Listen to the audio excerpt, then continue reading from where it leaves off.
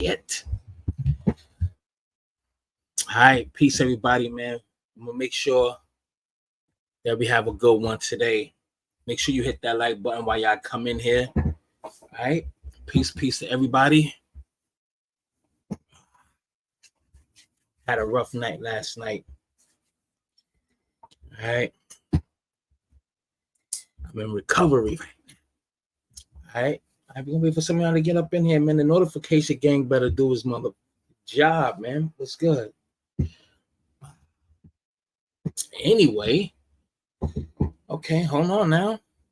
No, I ain't been going live in a minute. All right, I'm starting to see some of y'all come up in here. Everybody do me a favor. Make sure you hit that like button while y'all come in here. Hit that like button. Please share that I'm on. All right. First, let's go here real quick. All right, that's shared. All right, let's get it here. Twitter. All right, here we go. All right, we're going. What's up, Vicky? How you doing, love? How you doing? Do me a favor while you in here, love. Please hit that like button. Hey, Kia, what's up, Bubblehead? Please make sure you hit the like button. Please share for me. Thank you very much.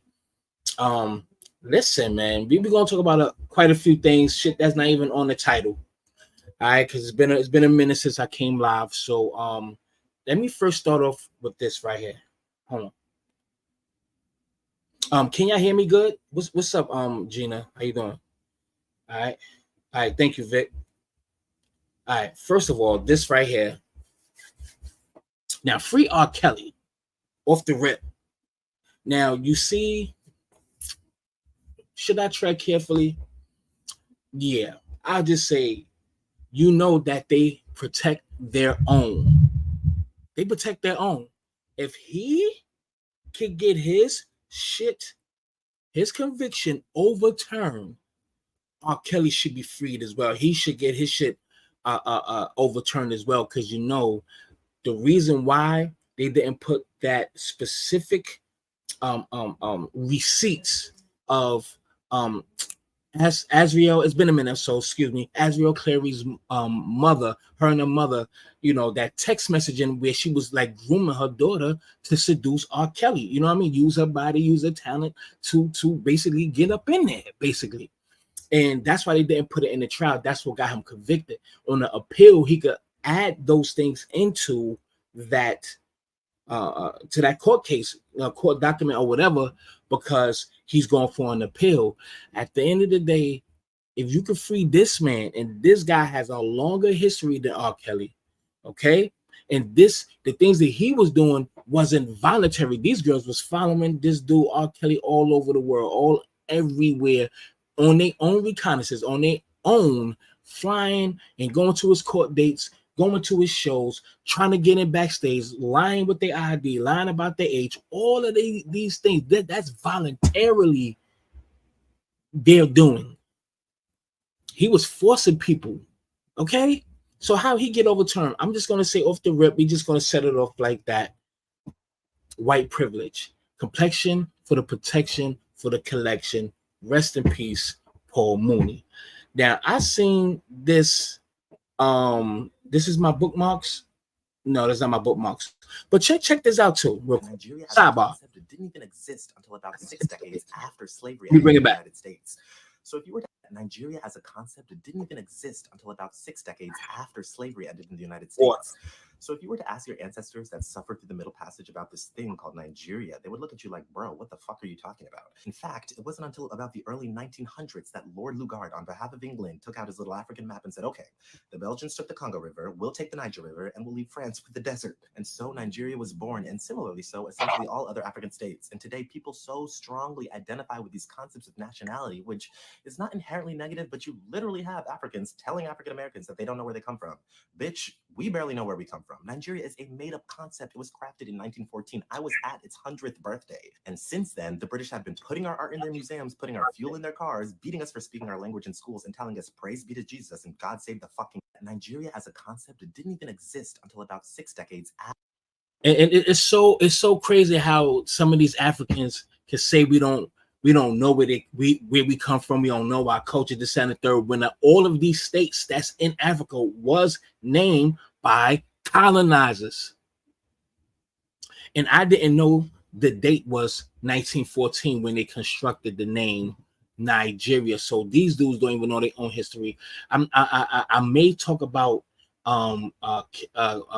Ka Connect, whatever the fuck his name is, when he disrespect our lineage. So I'm thinking about talking about it. I was gonna do a live. I did post on my Instagram that I was gonna go in, but something told me not to. So that's why I didn't do it. I was going to do it. I even researched a lot of stuff, but I said, you know what?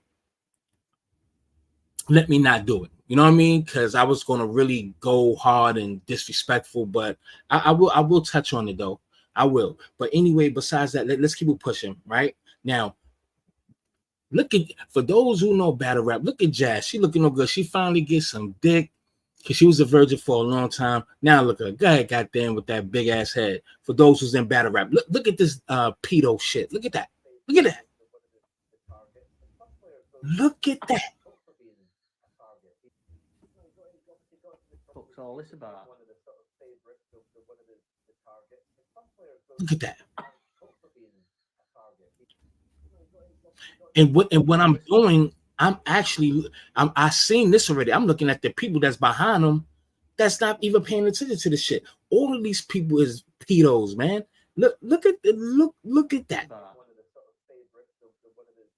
You couldn't see that. She felt something. I don't know. For some reason, her peripheral, like she peeped the energy already before this was captured on fucking film.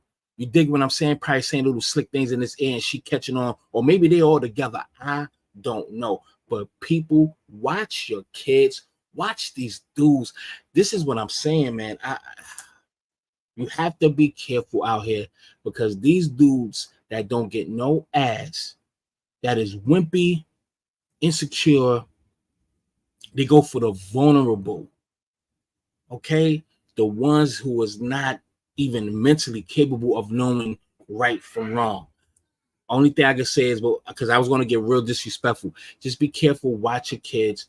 Watch any and everybody that's around your kids, man. I'm talking about from the teachers to the gym teacher to anybody. Let me give you one quick story real quick. When I was taking Amari to school, right? This is when he first started. Was it his second year in pre-K, something like that? And it was this gym teacher. I always remember because I'm always took him to pick him up, drop him off and pick him up. And you know, the parents have to stand on a you know, walk their kids and put their kids online while they all single file go inside of the school. And the teachers be out there in front of the door. So you understand. And it was just this gym teacher. He was just so zesty.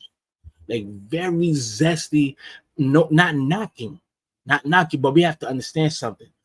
Predators always get jobs or be around the vicinity or areas where they are closer to their prey. Say that again. Predators work or be in the vicinity where their prey, where they, you know what I'm saying, where their victims are. So they could become teachers, they could become clowns, to be do parties for kids, birthday parties, and all types of stuff, or do daycare or whatever. They be in the vicinity where they are closer to their prey. So at the end of the day, so when I see this dude, I forgot his name, he got glasses and stuff. Like I used to ask my son all the time because he always say hi, Amari. Like always speaking to my son, he say hi to all the kids, but it was just something. Watch out, because I will. You know what I mean? They will find you in the gym under the mat or some shit, broken the fuck up. But I ain't gonna lie, I checked my son, I checked him, everything, asked him questions, to make sure he's good. But this right here is crazy. So I just wanted to get this shit out the way. Be careful of predators. Just beware. These niggas is crazy out here. All right. Can I get an amen? Thank you. Again, since I'm here, I know the notification gang is kind of crazy. Please do me a favor, share that I'm on, hit the like button if you haven't hit it already. Gladly appreciate it. But definitely y'all be careful with these predators, man. Be careful. All right. Shorty right here laid him out. All right. But I wanted to show this. Check this out. Read it. What is this? You know what it is? I just want you to know that I know. Nevaeh is not mine. She's not my daughter. Why did you do this tonight out of one night? Why? Because I wanted you to know that I know Nevaeh is not mine. I've had doubts. So What I went and got a doubts? DNA test. Nevaeh is not mine. She's not my daughter. Why would you do this? She loves you though. Why would you do this? She's not my daughter. Why would you do this? Why would you cheat? I didn't cheat. Why would you cheat on me? I didn't. That's proof right there. DNA test. Nevaeh is not my daughter. But babe, really, out of all days, you had 3 years to give this to me. Now you want to give this to me? All right, listen. You and Nevaeh got to the end of the month to get out of my house. You're kidding, right? I'm not kidding. But You that's your and daughter. your daughter had to the end of the month to get out of my house. But that's Kelly. your daughter. It's not my daughter, Kelly. Yes, it The is. paperwork says it's not my daughter. Why would you do this? I am not the father. No. You see how they try to make you feel guilty? Why would you do this knowing you was being conniving and sneaky and you was cheating all along? That's why I'm saying I don't trust these females. I don't ever. No, I'm not gonna say ever. I don't want to get in a relationship again. Like I'm done with relationships. Like I'm at least for right now. I'm single. I'm literally single, but I'm done with relationships. I'm totally done. I'm not gonna go back to the old Mike Larry. But I don't want a relationship. I really don't, because we all getting too old to be in unnecessary bullshit. We are all getting too old. I mean, if I come across one, it's so be it. The energy got to be right, everything. But I'm just done. Like I'm totally done. Let's keep it pushing. Let's get to the meat and potatoes. All right, let's go to the meat and potatoes. All right. Which one I'm gonna start off with first? Hold on, because we're gonna cover a lot today. Then you have a baby like a year or two ago. Yeah, okay. Well, all right. I'm first of all, number one, love Lavelle Jones. I get it. Yes, I have two beautiful girls. Absolutely. I have two beautiful girls. I'm just gonna leave it there. Everything else is none of your business. So we're gonna leave that one right where that stay at. All right. So as I was saying, let's keep it pushing. All right, let's keep it pushing on that note. All right. Oh yeah, I actually spoke to Neves Gadani, the former Diddy madam, you know, that did that interview. Me and her spoke actually this morning. So we are setting up, because our schedules is off. Like when my days is off, like yesterday and today, her days is off. The days she said our days just don't match. But on the 3rd, which is Friday, on a Friday, we'll be having an interview on Friday. Damn, I gotta go to motor vehicles. Well, it's 10 in the morning, so I got time. All right, yeah, that'll work. That'll definitely work. That'll work. But anyway, so I'm gonna have her on a platform. Matter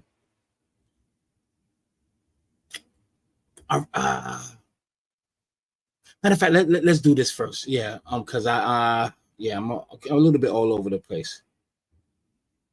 All right, let's start with the madam. This is the part 2. This is gonna be my first time watching this part 2 of part 1. That didn't even make sense, but this is part 2 of the interview that she had with I don't know his name, but this is Popcorn Planet. Salute to them, salute to him, his platform, his intellectual property. If you haven't subscribed, please subscribe like I have.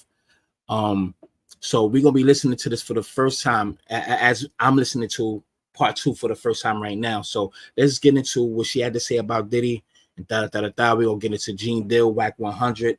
I do want to talk about Math Hoffa and Champ. I'm gonna play a video on that. It's quite a few we're gonna talk about.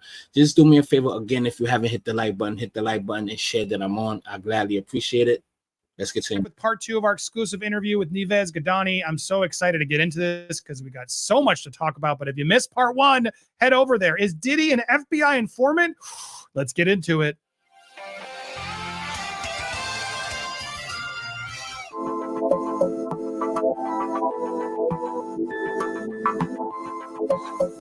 Pretty interesting theory. Fair use, fair use, fair use, fair use. Again, everybody, please do me a favor. If you haven't, it's not going to hurt to share that I'm on. I will gladly appreciate you. All right. Thank you in advance. I mean, what do you take that if you said you believe it now with the current raids that are happening? How are you justifying all that in your head? What do you think's going on with Homeland Security and these raids on his home? Right. And this is just my opinion. Again, this is not a fact. I don't think I'm speculating here. If the feds do a raid on someone so prominent, so influential, and as well rich, right, who has lawyers, money for lawyers, they wouldn't do that unplanned and just because they're trying to find something. I think there was definitely probable cause, as they say. A lot of people are speculating and just say, okay, they if they go all at the same time in all three houses, right, New York, Miami, and LA, they have to have something on him. There has to be something, but you never know until he is officially charged, right? Right. And to be clear, we are speculating here, but obviously, if he has been working with the feds as an informant and now they're showing up to his house with these massive raids, that either means they're turning on him or they're just doing this for show. I mean, what do you think is happening? Again, speculative, completely opinion. Right. So this is just what I heard. That no one knew whose house they were raiding. Actually, came out of Jaguar Wright. She actually talked about that. No one, the feds didn't know whose house they were raiding, so no one could be informed, or he could not be informed that this is really happening. Right. At the same time, this lawsuit that he did against De Leon, or this big liquor company, they're very influential people, and maybe they just wanted to show him, listen, if you come against us, we're going to go and ruin you. And as well, maybe just to retrieve the tapes that he has in his house, allegedly, right? I mean, those are the tapes that have a lot of people on it that he could blackmail and get some more favors. That's so it's interesting because he keeps crying it's a witch hunt, but I guess there is potentially a theory where the feds are in and have been aware and know, and maybe are trying to gather all the intel to know, well, what do you actually know and have on us? It could be what's actually happening here. Is that a possibility? Yeah, I don't think it's a witch hunt. In the end of the day, there's so many years that people have tried to talk about him and already said the truth, and it's always the same story. So how is it that so many different people from different artists, girlfriends, and so on, affiliates, say the same thing about him? So something has to be true about it, right? And I can just say that when I was around him, again, he has never mistreated me in any type of way at all. Again, we did not have much contact or anything like that. But I have seen his outbursts, and then certain things that I have heard from very close friends of mine that were even closer to him, right? Things that he would do. So it all makes sense, Mark Robinson has shown he has no respect for our culture or our history. He said we love to kill each other and embrace deviant hypersexual behavior. He's even said that we as Black people owe for slavery. Mark Robinson doesn't speak for me, and he won't fight for us. Come on now. Here's what you need to know about tretinoin. Hi, I'm Donna. I'm a nurse practitioner here at Agency. Tretinoin is the... Thanks. I'm glad you said that because I'm not going to play the whole thing. I'm going to go to Craig Mack as well. Then we're going to get to the Gene Deal and Wack. All right. I want to get into these outbursts and these personal experiences, but when I even say that, I just mean it could be a witch hunt in his mind if he's friendly with the feds who are helping to cover up some of the operation, is what I'm just trying to get at. And he's now crying witch hunt like he's a victim, when in reality there might be corruption in the FBI for all we know, or whatever is going on. There could be something shady going on, or maybe they were just using him to get to something else. There's so much more to unpack here, but let's get into the sort of stuff, because you've been to the parties, right? I guess my first question is, like, what are these parties like? Are there two kinds of parties? It feels like he puts some parties on for show to look classy and bring the celebrities to, but then the parties evolve into more debaucherous things. Do you have any experience at either of those? And is that assumption correct? Well, I mean, I have more been to like album release party, The Last Train to Paris, that famous party with Kevin Hart, Trey Songz, and so on. I was at that party. That was really just a really nice party that he did. If people did drugs or not, I didn't see it, but I'm sure that it happened. But that was not like a party as a freak off, as he calls it, right? Yep. I was never part of that. Although I have provided girls to his affiliate to go to certain parties, but it was girls, right? And in the end of the day, those girls don't tell me who they are seeing or what really happened. It's just very discreet. So yeah, they were paid and they went on their way. So No you man. have no firsthand experience, or at least you're not sharing any firsthand experience of any of these sort of freak offs or extreme things that we're hearing in all these allegations. No. I mean, again, I just wasn't part of it, but I could Oh, okay, see. but you've heard. Yes, exactly. And I mean, again, I have girls provided to go to these parties, but I'm not going to ask them details because that's just something that's discretion, and that's on them. But was right? there ever any like, this went too far? Because obviously consenting adults can be consenting adults, but from some of these allegations, there's stuff where it's like, whoa, there's not consent, and there's people not of the right age. Did you ever hear any rumblings of that? No, because in the end of the day, everyone that has dealt with me in business or any type of way, anywhere where my girls went, it was definitely consent and they were definitely of age. Whatever happens outside of that, I would never be part of it. But I could see that happen. Absolutely. Doesn't surprise you, but you have no experience with it. Understood. Okay. And then so regarding the freak offs, you're not under, they are believable to you, but you don't have any proof of how bad they've gotten. Now, all right, got you. Your experience with Diddy, though, you have met him. He seems like a nice guy, but then he also seems to have these outbursts. Have you experienced either of those scenarios? Yeah, absolutely. I mean, he would be happy in his party mode in the way that everyone knows him, like being the king of parties. And then he would turn around and just have an outburst and go crazy at everyone around him, right? More like staff, I would say. If he gets mad at the staff, then they're gonna feel it. What, like, is it a lack of control? Is it just a power trip? Like, what is when you witness that in the moment, where do you think it comes from? So let's say something had to be done and it wasn't done, then he would just go over the top, angry, crazy, throwing things around, and people have to deal with that. You talk about earlier, the first part, we alluded to it, but the taping of everything. So that had been something you had heard that was obviously around the circles that people sort of knew and expected. Have you seen the NDA? Did you have to sign any of those NDAs that he provided? No, because I was always with the head of security and some people that are around him as well. Of course, I met Harf and a bunch of other like executives from Bad Boy, but there was never really like that. And again, I think I was not really the person they were probably going after because I was literally at that time between 20 and 24. That was like the time when I was around them. So I was not really a person that they will be afraid of, right? I mean, I was a so-called immigrant. Right. They could probably easy to threaten you based on the activities you're doing for them. And obviously, so that's probably a little bit more, they felt safer around you. Right. And at the same time, you have to see, they counted on the fact that I will be snitching, but I have not. And that's usually how it is, because obviously the feds come with a whole case against me, and they were right about it in the end of the day. I'm not saying I'm innocent. I was clearly guilty. So if I would snitch, then I couldn't say nothing about them, right? But I just decided not to snitch because that's not really the way how, if you mess up, you have to stand tall in that sense. You just have to deal with the. But see, D-Rock and Uncle Paulie. Hold on, D-Rock introduced himself to her, right? So he introduced her to Puffy. Then she wound up getting cool with Uncle Paul. Uncle Paulie is what they call him. And she was a madam. She ran an escort business, so she had women. So once he introduced D-Rock introduced her to Puff, this and the third. So she got girls, got the escorts. You know how he like the freak offs, and he paid just like he did Little Rod to go to these clubs and wear the bad boy hat.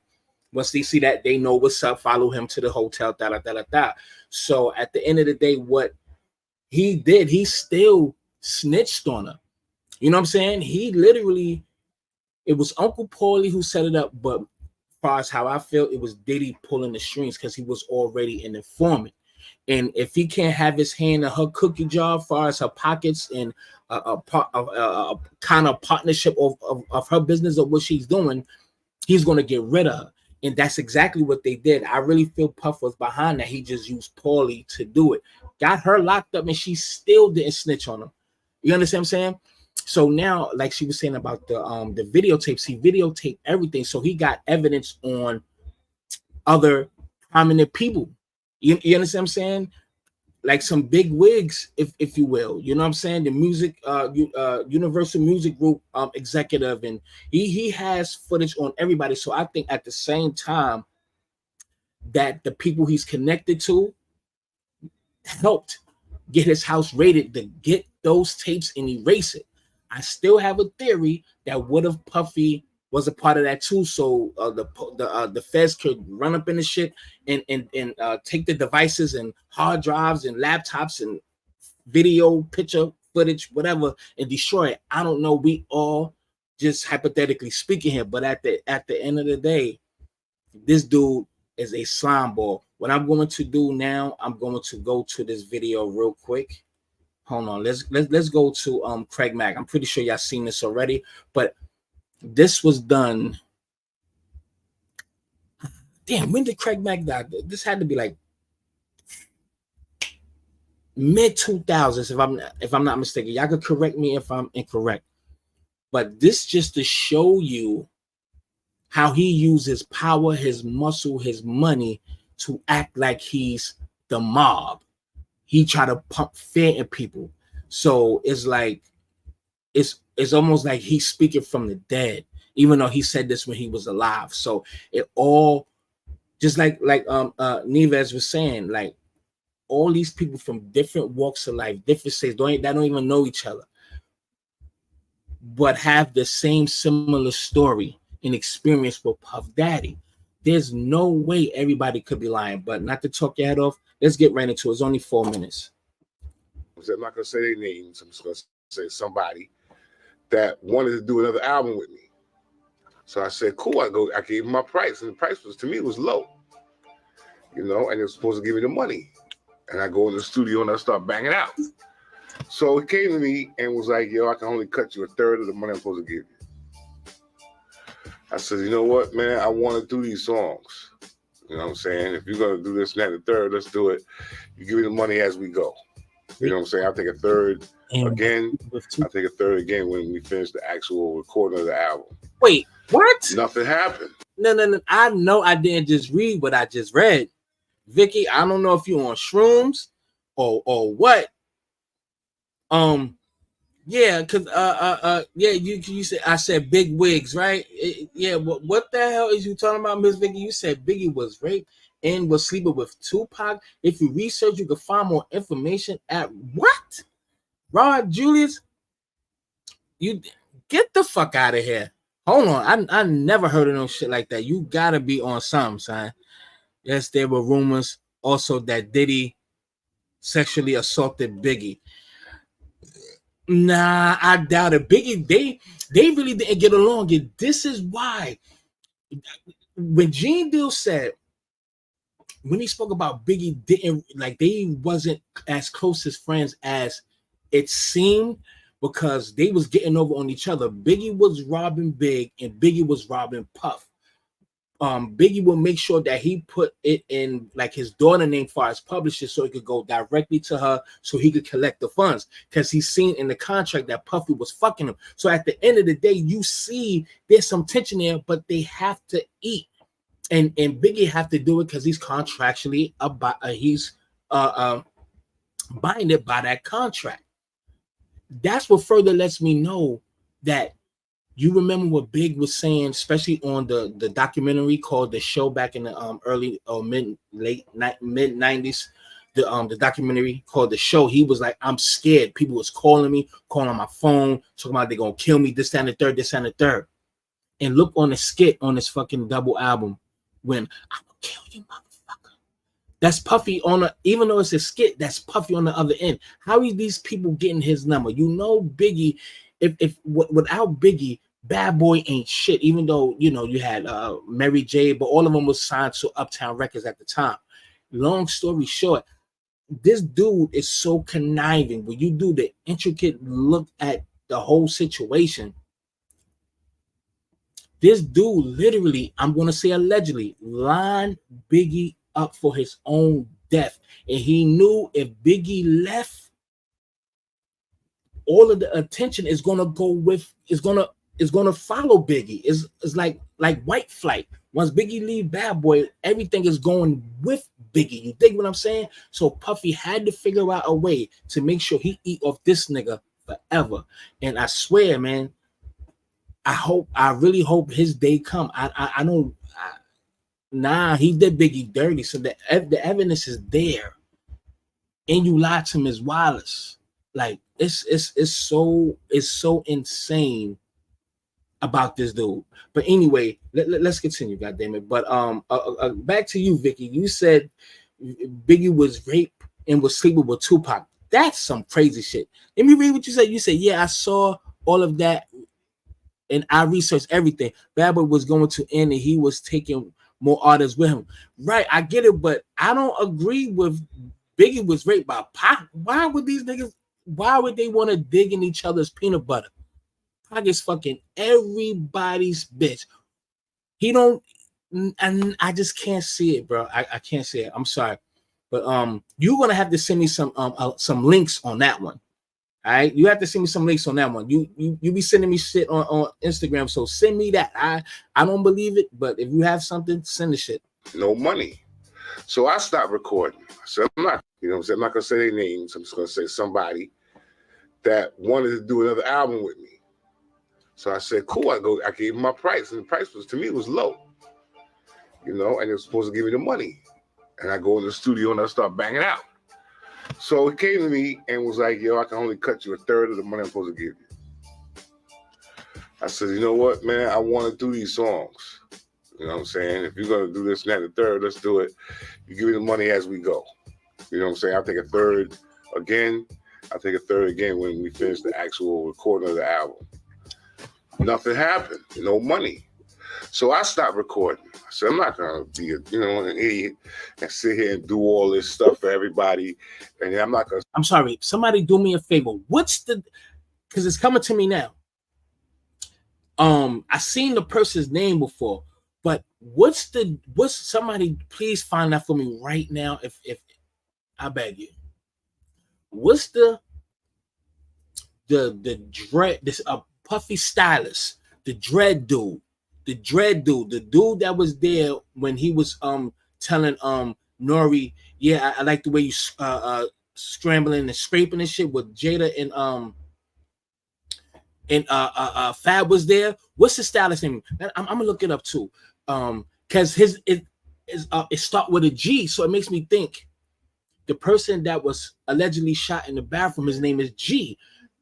Could it be him? Hold on. Puffy's stylist. Because it's a long name. How Derek? What do you mean from?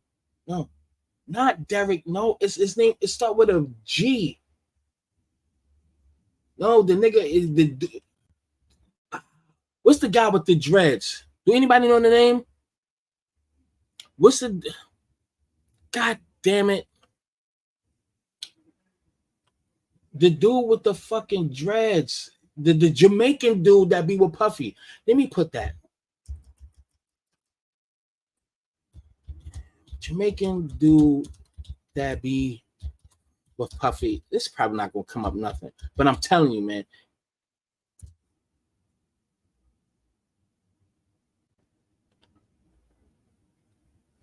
What the fuck is his name, bro?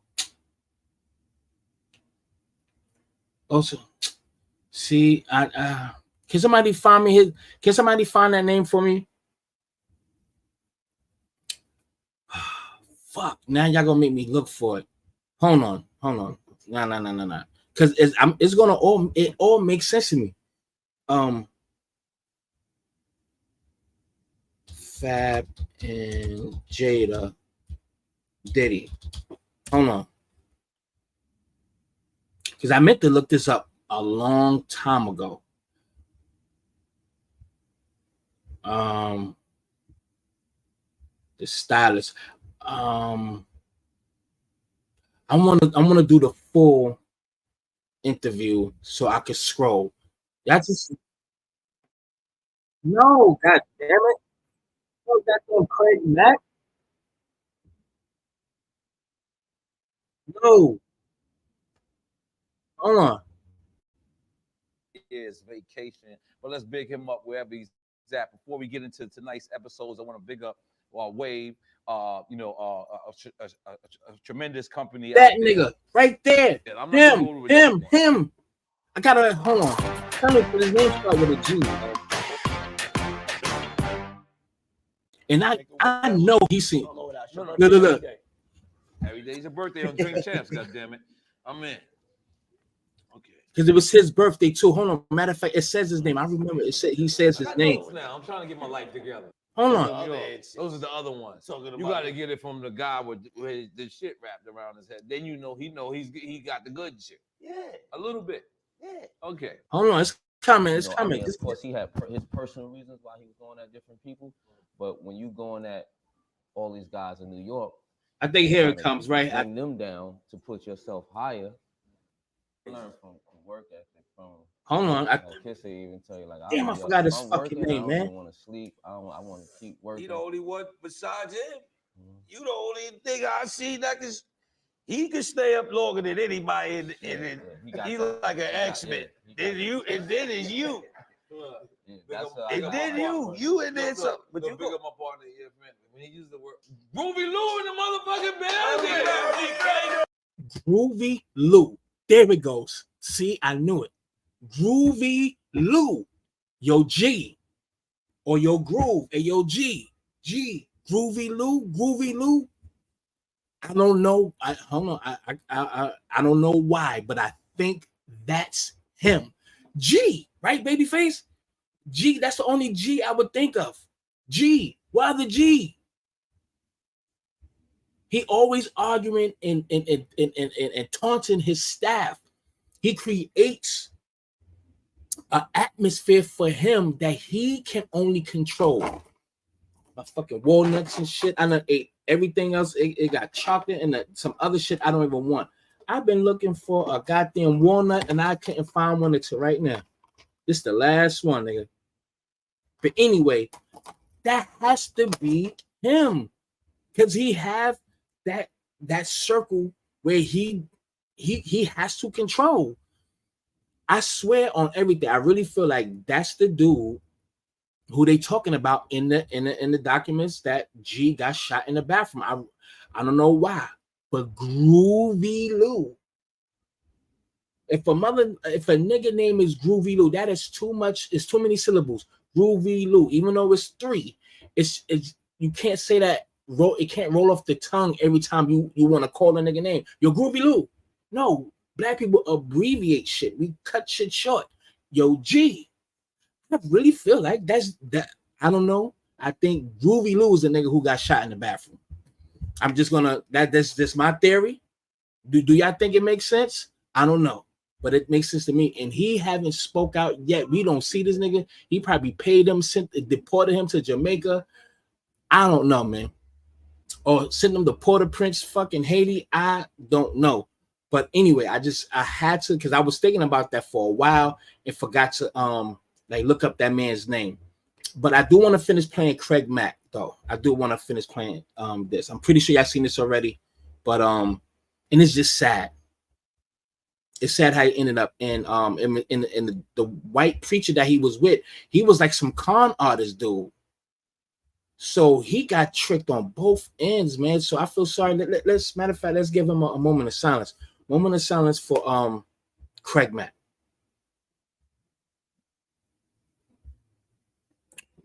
Rest in peace. And let me say this too, because I said this at the beginning. My grandmother, I want y'all to put my grandmother in your prayers, if y'all don't mind. Y'all know that's my baby girl. I really love my grandmother. I didn't know she was in a hospital for 2 weeks. So she just had surgery yesterday. And I'm letting her rest, so I'm not calling. Gonna wait until tomorrow to check up on her and see, you know what I mean? So just want y'all to put your prayers up for my grandmother and make sure everything good. You know, I need the prayer warriors out there for my grandma. Y'all know I love my grandma, and so everything looks good. So yeah, so we'll make sure, grandma, you gonna be all right. All right, let's keep it pushing, man. Thank you, y'all. Appreciate it. Thank you. All right, let's continue. Like, yo, I can only cut you a third of the money I'm supposed to give you. I said, you know what, man? I want to do these songs. You know what I'm saying? If you're gonna do this and that and the third, let's do it. You give me the money as we go. You know what I'm saying? I'll take a third again. I'll take a third again when we finish the actual recording of the album. Nothing happened. No money. So I stopped recording. I said, I'm not gonna be an idiot and sit here and do all this stuff for everybody, and I'm not gonna see anything from it. You know, next thing I know, money come, with this bullish mafia mentality with him and his goons and all that stuff like that. Talking about, yo, you owe us an album. And I'm like, excuse my friends, but I don't owe you shit. You owe me money. You know what I'm saying? So if you can come up with the rest of this dough, if we can come up with the rest of the album. No dough, no records. That's it. I don't think you know what you mean when you're saying that, man. You know what I'm saying? You know what type of dude I am. You know what kind of muscle I got. You know what I'm saying? Right now, you need to be in the studio. So just that alone just show you the persona of Puffy. Now, to be, I don't want to phrase it like that. Some people say that Puffy was really a gangster, and even Fred Peasy said that, like he's pussy, but he had the money and the power, so he was real dangerous. He was really paying people to make things happen. Look at the interview with, because he had Wolf. Them niggas was G's, niggas was gangsters, and he had to. And this is why you had to have people around you, even like Jimmy Henchman. Them niggas was real gangsters. They knew 50 Cent, the real 50 Cent. The real 50 Cent. You dig what I'm saying? From Fort Greene projects in Brooklyn. And Supreme Magnetic. Killer Ben for Fort Greene. Me and my peoples, they have beef with you know what? I'm be quiet. Even though, yeah, that's a long time ago. Had nothing to do with Killer Ben, but because Killer Ben was killed and the other people, big names behind that. Asiatic, rest in peace to him. He from Fort Greene. Shout out to and rest in peace to Riri from my projects, but they was cool and shootouts. So me and Scooby saved a couple of people's lives that night. We could have been dead at just doing some shit like that. So even though that's many years ago, but anyway, I say all that to say that they had to have people around them because niggas like 50 Cent, that's why they was fucking with Rakim. Rakim had all the gangsters around him. I mean, the real G that will run up on you, take your shit, beat you up, murk you, throw you in the trunk, all types of shit. So Puffy and them, they had to have people with street cred around them so they could be safe, because the real gangsters was coming to these rappers and just extorting these niggas. Y'all heard of the Haitian Jacks and the Tuts and all that crazy stuff. All that shit is real. So they had to have people around them who was really about that. And Jimmy Henchman was one of them. A lot of these dudes was really, really what they say they were. You understand what I'm saying? But anyway, not to make a long drawn statement, but this right here shows you as well. Craig Mack, this is his first artist on Bad Boy. This is the one who catapulted Bad Boy. But once Biggie did the remix of Flavor in Your Ear, y'all already know how that turned out. But this is what Puffy was doing back then. Everybody shares the same similar story. Now, somebody sent me something of Tisa Tells yesterday. I listened to a little bit of it, but I don't want to say where I was at yesterday, but I just didn't have time. Plus, I had too much to drink. All right. So I was I was in recovery.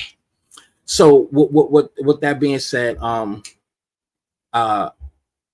he's going to be getting indicted. I think there was an interview, I'm not sure, with Little Rod's attorney. I didn't get to the part where she basically gave inside information. Basically, what they're saying is that Puffy is going to be going down soon. He will be indicted for those charges. And I actually think so as well, because I think they are tired of him. All the money that he has generated from these people. He cannot pay them anymore. He's going to have to spend out of his own pocket for the simple fact nobody else is going to invest in him. Rich people spend other people's money so they don't have to spend theirs. Nobody is going to invest in nothing that Puffy has to offer or what endeavors that he's into. So he's going to be spending his own money. He's going to have to dig in his own pockets.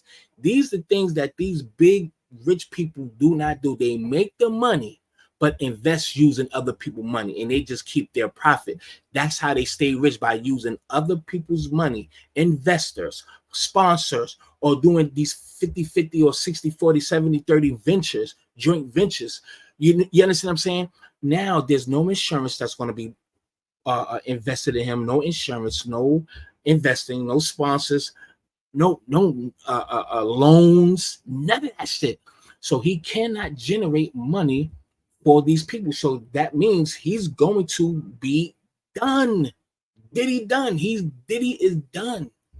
And I never wish on a man's downfall. However,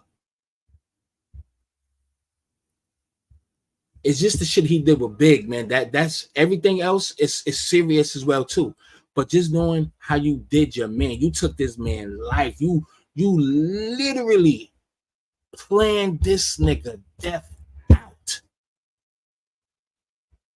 and lied to the moms. The moms had to go through hell to get some kind of bread for her son. You wasn't even pushing forth for this man or the killers to be brought to justice or anything. Like, you just a crab. You a slime ball. Just off Biggie alone. Just period. Everything else is just the cherry on top. You done locked that man up, bro.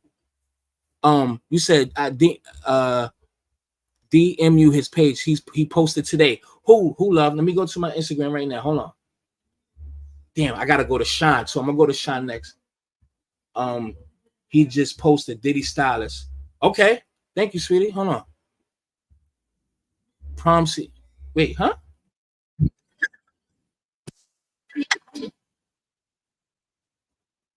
What he post?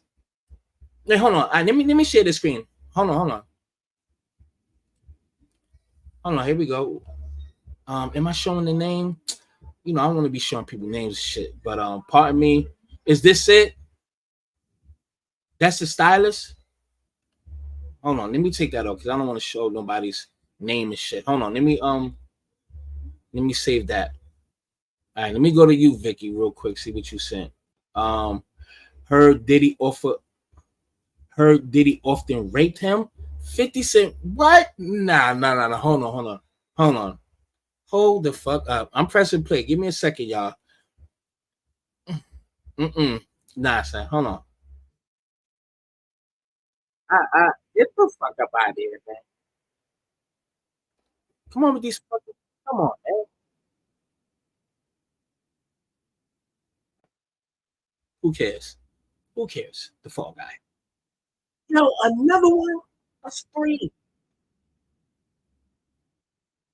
All right, get the fuck. Oh shit! I'm thinking y'all can see it. Hold on.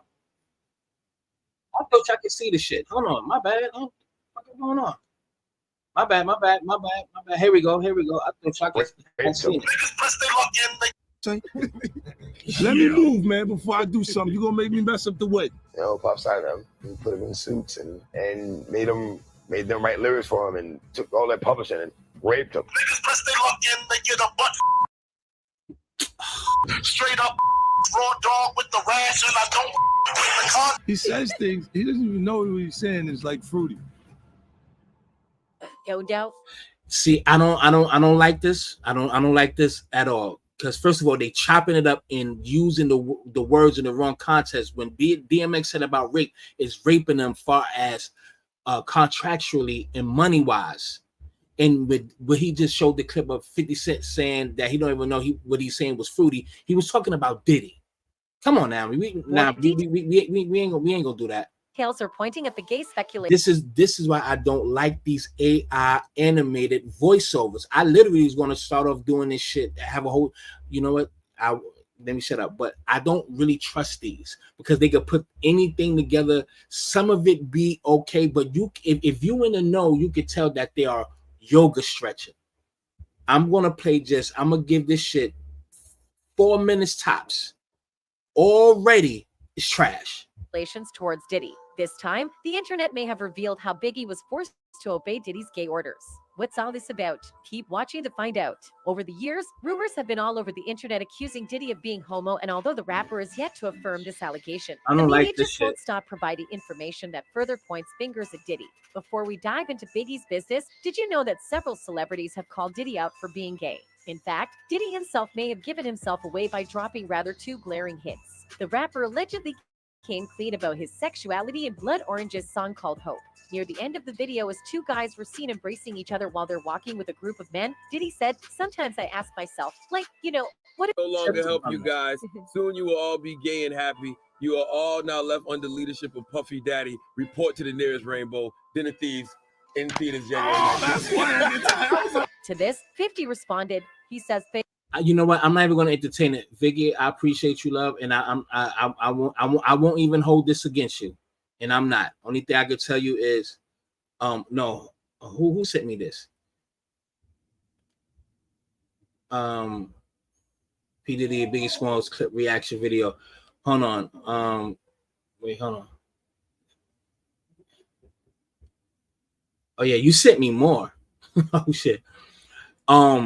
Okay, Biggie P Diddy reaction video. Hold on. Let me see where you're going with this. I think I'm not gonna hold it against you though.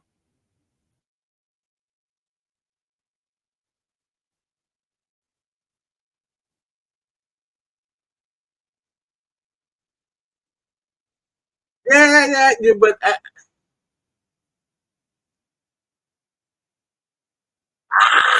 let me show it. Let me show it.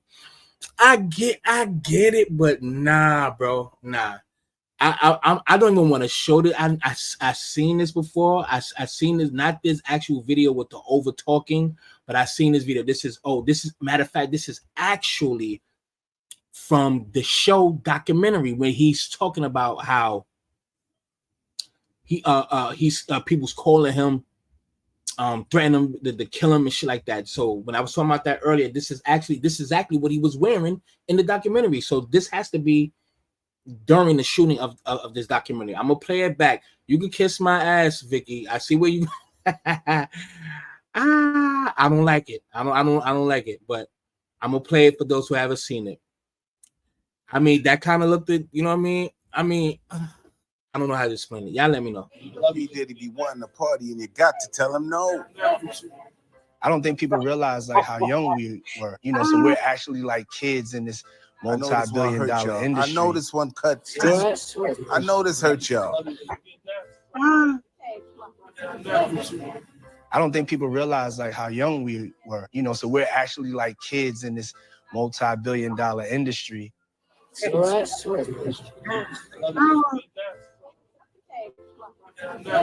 no.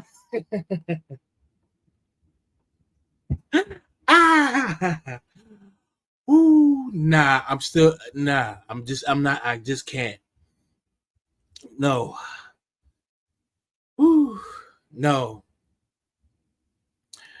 I listen. I can't. I still don't believe it. All right. So I can move on. Y'all give me y'all thoughts. Give me press 1 if you feel that there's something going on here. Press 2 if just plain on innocent. I don't know. What's your thoughts on that? Ooh, Lord have mercy. Y'all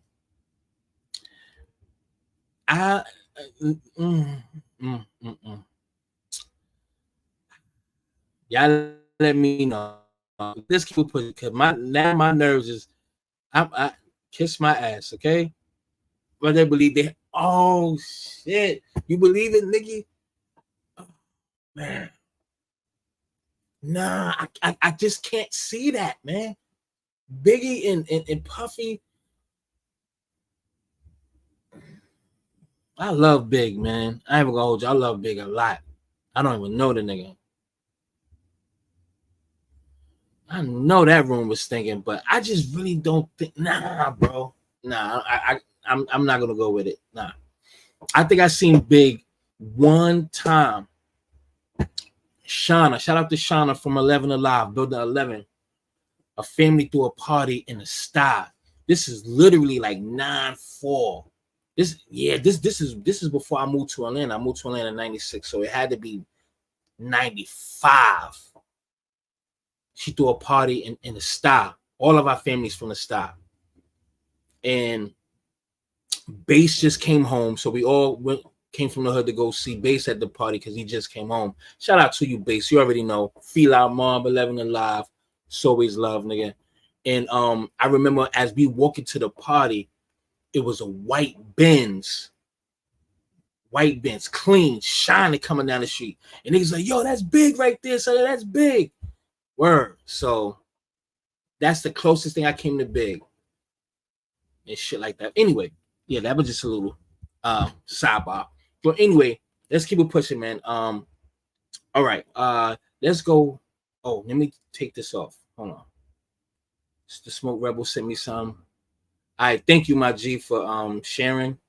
Everybody, please, if you haven't shared, I'm gonna curse you out. Can you please share that I'm on? I will gladly appreciate you. All right, hold on. I'm going to my saves. Let's go to Shyne real quick.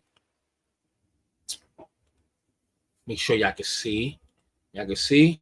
All right, good. All right, let's keep it pushing. All right. So we're gonna go through these sidebars too, but I want to scroll all the way down and go to Shyne first, and then we're gonna. It's a lot of things we gotta see. Oh yeah. So I won't forget. All right, I got Gene Dill pulled up. Hold on. I'm gonna make sure I got everything right for y'all. Groovy Lou. I think Groovy Lou is the one who got shot by Puffy or Justin. Groovy Lou. It gotta be Groovy Lou. It gotta be Groovy Lou. Hold on. I just want to pull up this video so once I finish this, I could just go right to Big Gene and Wack 100. And I actually seen the live that Gene Dill did, which was actually good when he basically did a live stream on the argument he had. And Gene was straight to the point. Like, this is the time he wasn't derailed off his conversation. He was just going right in. So I appreciate that live. Because sometimes, he kind of pause a lot and take too long to get back on track. But no shots or anything like that. But I fucks when I got respect for him. So it's all love of what I'm saying. But that live right there, the boy, he went in. He definitely went in. So let me just pull this up real quick. Give me a second. He definitely went in. So salute to Gene Dill on that. And hold on. Let me skip this trailer. Then we're going to go to Shyne real quick. All right, let me X this out, that out, and that out. All right. All right, cool. All right, let's keep it pushing that. Let's scroll down first. So a whole bunch we're gonna tackle here. Oh yeah, don't forget, nigga. We see you, Stevie. This nigga up there looking at Temu right there for some shades or something. This nigga on Tag or something, Instagram. We all knew this nigga. He always could see. Come on now, Stevie. Who you fooling? Why is she doing that? She's showing him what?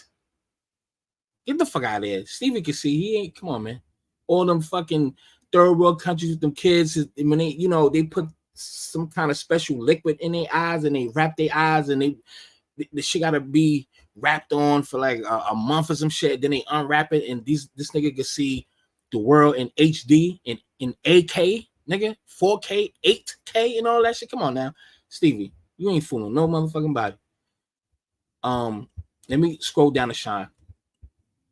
Oh my God. You know what? Before we go to Shyne, just look at this talented brother. Ladies, some of y'all gonna have to move or go to I think this is in somewhere in the Virgin Islands, in the Caribbeans. I just want to play this. This guy is really good at what he does. Check it out real quick. It's only one. All of my doubt, sir. I don't want to play the music because I don't want no trouble. But look at that. Look at this. Lord have mercy. Y'all go to his channel. He done did he got a lot of, he done changed. Matter of fact, let me just do that. Salute to this creative brother. Hopefully he's not a tether, but he's from, I think they are in Barbados or somewhere. Hopefully he's not a tether mentally, but I have to give this dude his just due. He definitely changing people's lives, man. Salute to him, man. Creative dude. Each other on the... So I cannot play the music, but just look for a little bit how he hooked these ladies up. Salute to this dude, man. Like a makeover, it can do so much to people. You know what I mean? Just check this out. You can look at their faces, how they feel before the transformation. You know what I'm saying? Look at that. Look at the faces, how they feel about themselves, insecure or whatever, right? So he's definitely hooking these people up. Look at Miss Shelly Ann. Look, her man is like, oh, I'm gonna fuck the shit out your ass tonight. Shit, I'm calling out of work. Now I'm giving me a 6-pack of some Jamaican rum and shit. He like, I'm gonna fuck her tonight. Thank you, bro. All right. Just want to give a smiling moment. Everything can't be too serious. So I just want to lighten up. That right there was crazy. It's another one, yo. I'm like, wow. I don't know if it's this one, but this is really dope, though. This is really, really, really dope, man. Yeah. Is it this one? No. Look at that. Did her right. And she look like her body is right, too. Damn shit. Go ahead, girl. Ooh. I know a lot of them gave him a lot of pussy. Look, yeah. See, you see what I'm saying? Hold on, just one more. We're gonna keep it pushing. One more. I like this one. That mama. Beautifully. Look at that. Look at that.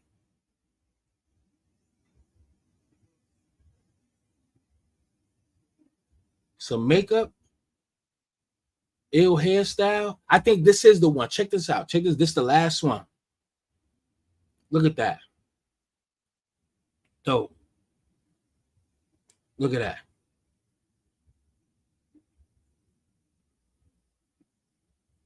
All right. Y'all know I can't play the music. It's another one that I like. I think it's after this one. Hooked her up too. It's beautiful right there. Word. I'm gonna get that young man that I've been wanting. I'm gonna show up to the bar. Look at that. Nice. I think the other one is coming. Still net. I can't see the chat, but dope. This one right here, I like it. Right here. That's ill. That shit is hard right there. Salute to that brother, for real, for real. Salute to that brother, for real, for real. Damn, love. Woo, Lord. See, look at that. She almost gave me my mother vibes for some reason. Even the first one. But you know what I mean? I think they always had a short haircut. She got a lot of hair, but she had like one short haircut. I don't know why. She kind of reminds me of my mother in like just a smidgen. Somewhat. But her hair like that and the face and complexion, all that. Yeah, so anyway, man, that's so dope, man. That's really dope. So I just wanna, if y'all wanna follow him, Crew Cuts, make sure y'all follow him. Dope, man. Dope transformations, man. Dope. That shit is so fly right there. You know what I mean? Salute to him, man. Salute to him. Salute, for real. All right, let's keep it pushing, man. I just wanted to do a quick sidebar on that. That was definitely needed. All right, let's keep it pushing, right? Let's go to Shyne. If y'all still with me, press 1, man. If y'all still with me, press 1. If y'all enjoying yourself, press 1. All right. Please share that I'm on. I know y'all not going to donate to the platform, but thank y'all for tuning in anyway. Yo, Brian McKnight is a real weirdo. He really is. I don't know. It's something about him. See, that's why we have to differentiate the artist from the actual person. We don't know these motherfuckers. Just because he sung great songs and he got Martin and Gina back together on the show in the park and singing and shit. We don't know this nigga. People out here is weird, man. Let's keep it pushing. Who remember these though? Nigga, I remember going to school, go to Robin, go to Building 1 on the 3rd floor. She no longer lives there. This is early 90s, so long gone. We go to Robin crib, get a bag of weed, get that Dutch from the store, go to school. I really miss those days, man. I really wish I could turn back the hands of time, but that is just not. It's just not reality, man. I wish I could go back, man. And I'm not even gonna hold you as much as I try to get her on a do an interview with her. She just need to get that hot comb with some petroleum jelly or some jam or something and really do something with those 2 braids. Rest in peace to Bernie Mac. And I don't think she's watching my show, but her interview I hope her views go up because I put it on Instagram. I mean on TikTok, and that shit did 2 million in like fucking 30 hours, 48 hours, some shit like that. But no disrespect because I like her. She's cool. You know what I mean? But listen, there's no need to be on live all the time and your shit like that, love. I appreciate you, baby. I really do. But you're gonna have to comb that shit. Look at this. Pretty sure y'all seen this already. When you hear this nigga done changed the accent on a nigga. Get the fuck up out of here, Shyne. Obama Shyne. Get out of here, nigga. You know, the victim saying that it was Diddy that shot her. That is what is the most remarkable. Oh, you didn't see that? I saw it. Okay. And that was triggered by a lawsuit from a producer that produced on the Love album who is making accusations. And in those accusations, he says that the gentleman confessed to the shooting. And that is what stands out to me the most because, you know, I've done my best to put it behind me and to move forward. But it certainly reopens the wounds that I've been saying this all along. Everyone knew all along that I was the fall guy. But my political enemies and, you know, detractors tried to make me into, you know, this criminal. But everyone knew that I was a young kid that took the fall. Everyone knew that. That was the story. I'm just saying that I maintained my innocence all this time. I said I was defending myself. I didn't get into who did what. But the victim is telling you who did what. Mm-hmm. And another, I understand that there are other witnesses. Is she accurate, sir? I'm not going to get into that. But it does open wounds. And certainly I am relieved that people are saying what the truth is, that, you know, I did not shoot those people. I maintain that I never shoot nobody, that there were other guns there. I always said that. Yo, I always wanted to know, is that the DOC? I always thought this dude was the DOC. Is that the DOC for real? Anyway, love the DOC, man. That has not changed. And that is the testimony that came out. Fragments were never removed. So there was never any forensic testing to say who it was. But the victims are vindicating me. Witnesses are vindicating. And that's the thing. I forgot about this. Far as the bullet fragment and what weapon it actually came out of, because you know they could find out what weapon that was discharged. They would know exactly what bullet, which gun it came from. This is how you know this man has a lot of power. He has power. He has a lot of power. And he just said he was the fall guy. A lot of people done came out. I don't even remember what was said back in the days. I was too busy having my own crib, just running around. Wow. So I really didn't care about what happened. You understand what I'm saying? I'm young at this time. I'm in my early 20s, man. I'm going everywhere, so I don't really know the details. We just know niggas got shot, and we all thought it was Shyne. So I didn't really know the information until as of recently, to be honest. I'm gonna keep it 100.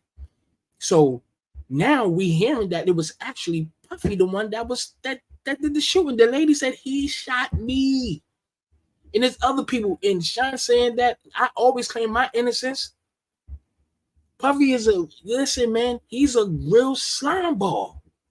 This nigga he is crooked as the letter S and W, nigga. Like, this dude is slimy. So, karma has a way. When she come and knock on your door, it's a wrap. Again, he will get indicted, or he may not. It all depends. But he knows so many of the secrets. He has so much footage on people. What they do is try to have a one-up on everybody, have a video or a picture, or have you in a compromised position or situation to hold it as leverage over your head to control you. He learned from the best. So once they know you too big for your bridges and you got a big fucking mouth, you letting this power get to you, have you going drunk crazy off of your power. Nigga, don't forget that we are linked to you. I'm talking as if I'm Kyle Davis and all these other people, Universal Music Group executive, Soul for Soul, and other people that we may not know of or even heard of. Just other people he is secretly connected to that he had to pay his tithes to, because we are letting you get away with a lot of things. The motherfucker in the bathroom, G, I still think it's Groovy Lou now. Now the G stands for Groovy Lou. I didn't hear anybody speak upon that but me. So if it start going around, you know where the source came from. I really feel like it was Groovy Lou. G, that's the only G. Maybe I'm off, but I think it's him. But listen, man. Everything that this man done, those higher ups or his partners or handlers, I'm just going to say handlers, has been watching from afar, and they are all having this meeting on what is the best strategy to neutralize this problem. So the first thing to do is shame them, a public campaign, a smear campaign. You know what I'm saying? And plus with De Leon, they having a 100-year run of business, so their connections is crazy. They lobbying game is crazy. They donation and paying people off game is crazy. Their money's longer than train smoke. So it's like the connections is there, but Puffy's still gonna have to spend money out his pocket. I think he's gonna go broke in the next fucking less than 5 years. I think he'll be broke and going to jail because nobody is going to invest in him. Anyway, let's keep it pushing. I hope I'm not boring y'all, but it is what it is. I don't care anyway. All right. But I definitely want this because Amazon Home Finds. If you always wake up thirsty in the night and hate going to get water, then you need this. I definitely want that because yeah, it's gonna be water and something else in that motherfucker. All right, let's all right, I'll come back to the sidebars. Let's go here. All right, let's go here. If anybody want to get on a panel or anything, y'all can press one. I'll let you, I'll open the floor and shit like that. All right, let's go here. Badge, Gene. This dude is so much of a bitch. This is a grown bitch. This dude is so much of a, he's just feminine. Everything about this dude Wack 100 it gives me feminine vibes. He's over talking like a chick. Like, this shit is just like, he is the worst. So what? You got money. You just a clown with money. You are a female with money. You are a fucking clown with money. Just because you have money, that don't make you a stand-up dude. There's a lot of dickheads, a lot of clowns, a lot of pussies with money. So let's not let money be the defining factor of a person's character. Bars. You dig what I'm saying? This thing is a clown. Come off mic, bitch. Do you have a badge? Hold up. Your job take the women. We're not gonna be doing this screaming. It's not gonna be a screaming. It's not gonna be a screaming match in here, man. You're gonna have a conversation. It'll be a conversation. We're not gonna be doing a screaming match. Wack, the only You ain't nigga no with street a badge. nigga. You're a nigga with a badge. You're a retired nigga with a badge. You've always had a badge. Gene, you gotta hit the mic at the bottom to unmute, Gene. Bottom right, nigga. You a retired nigga with a badge. Hold up. One blood. Ask the nigga, do we got a badge right now today? Hold up.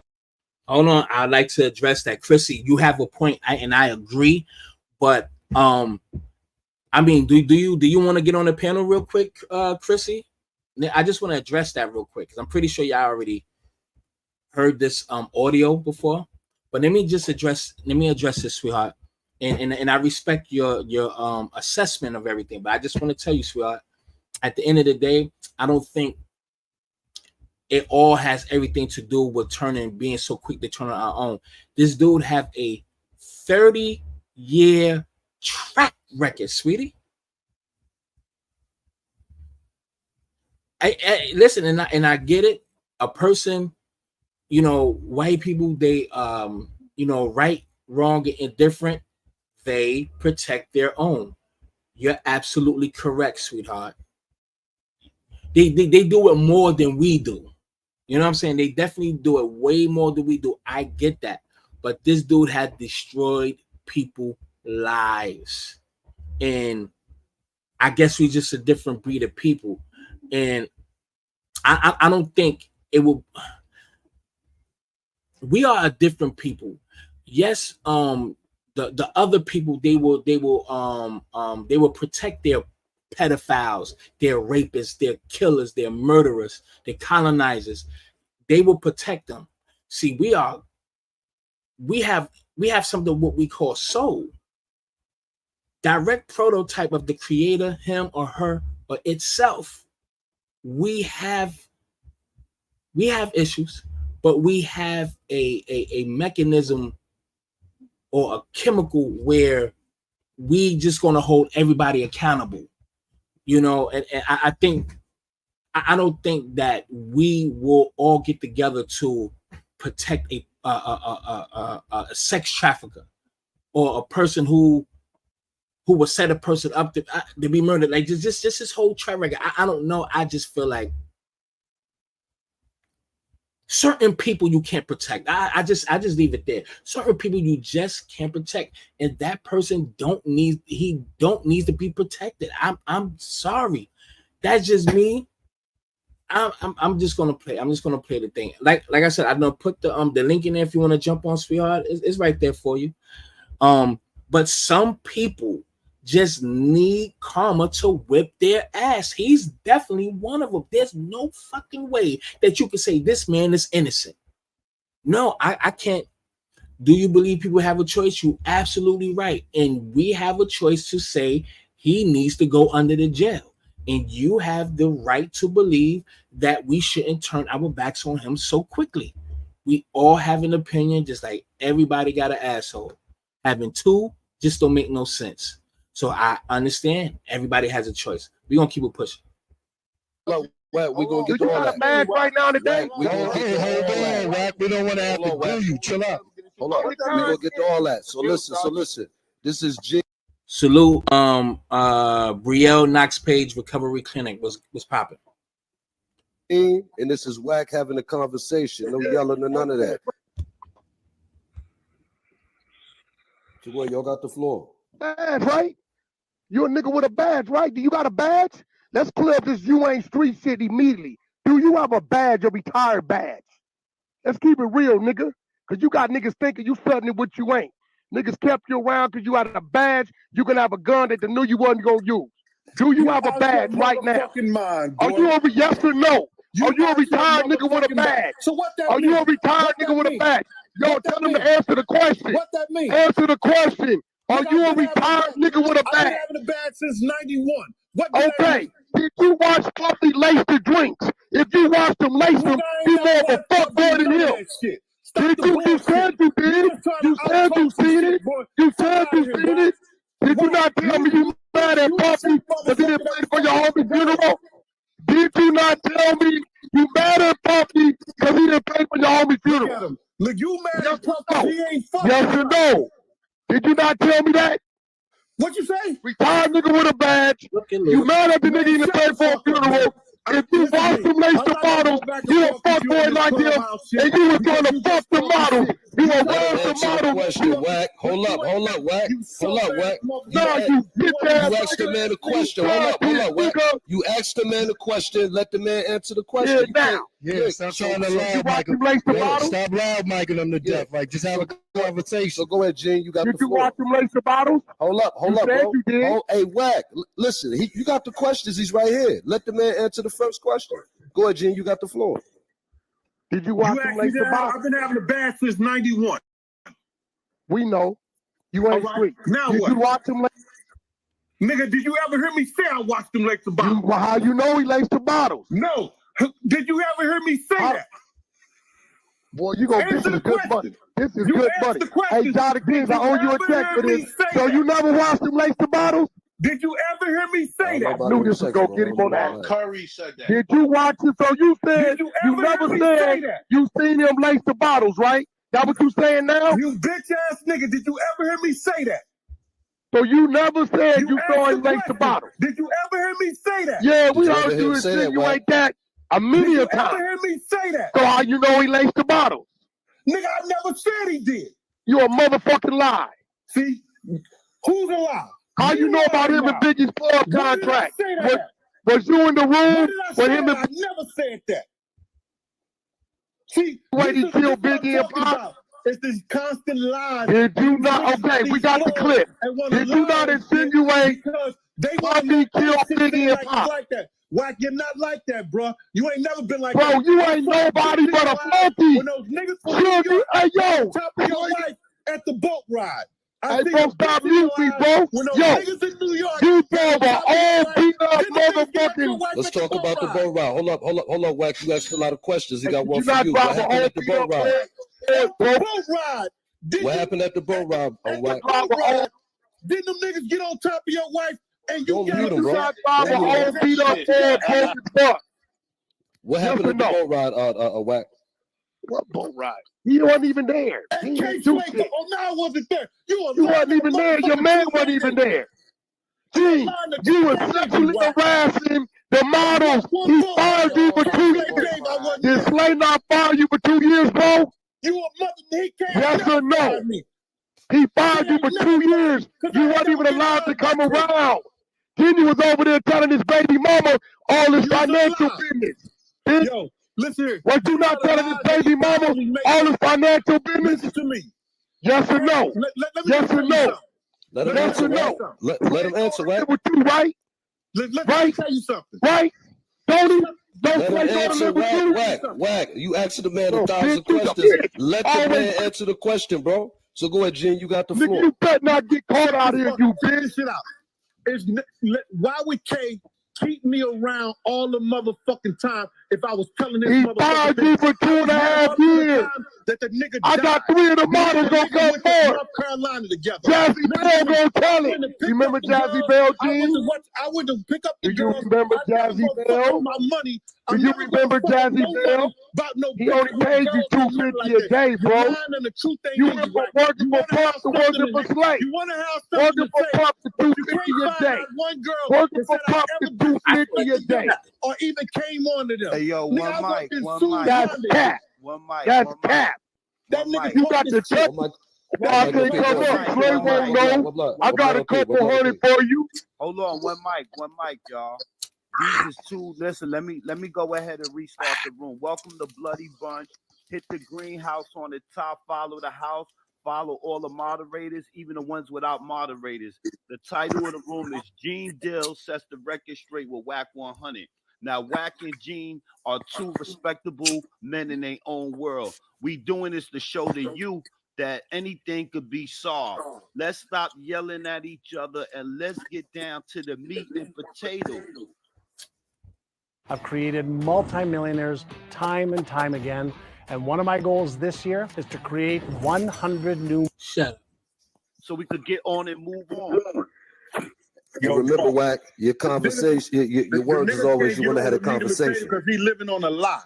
Everything that nigga's coming out of his mouth is lying, bro.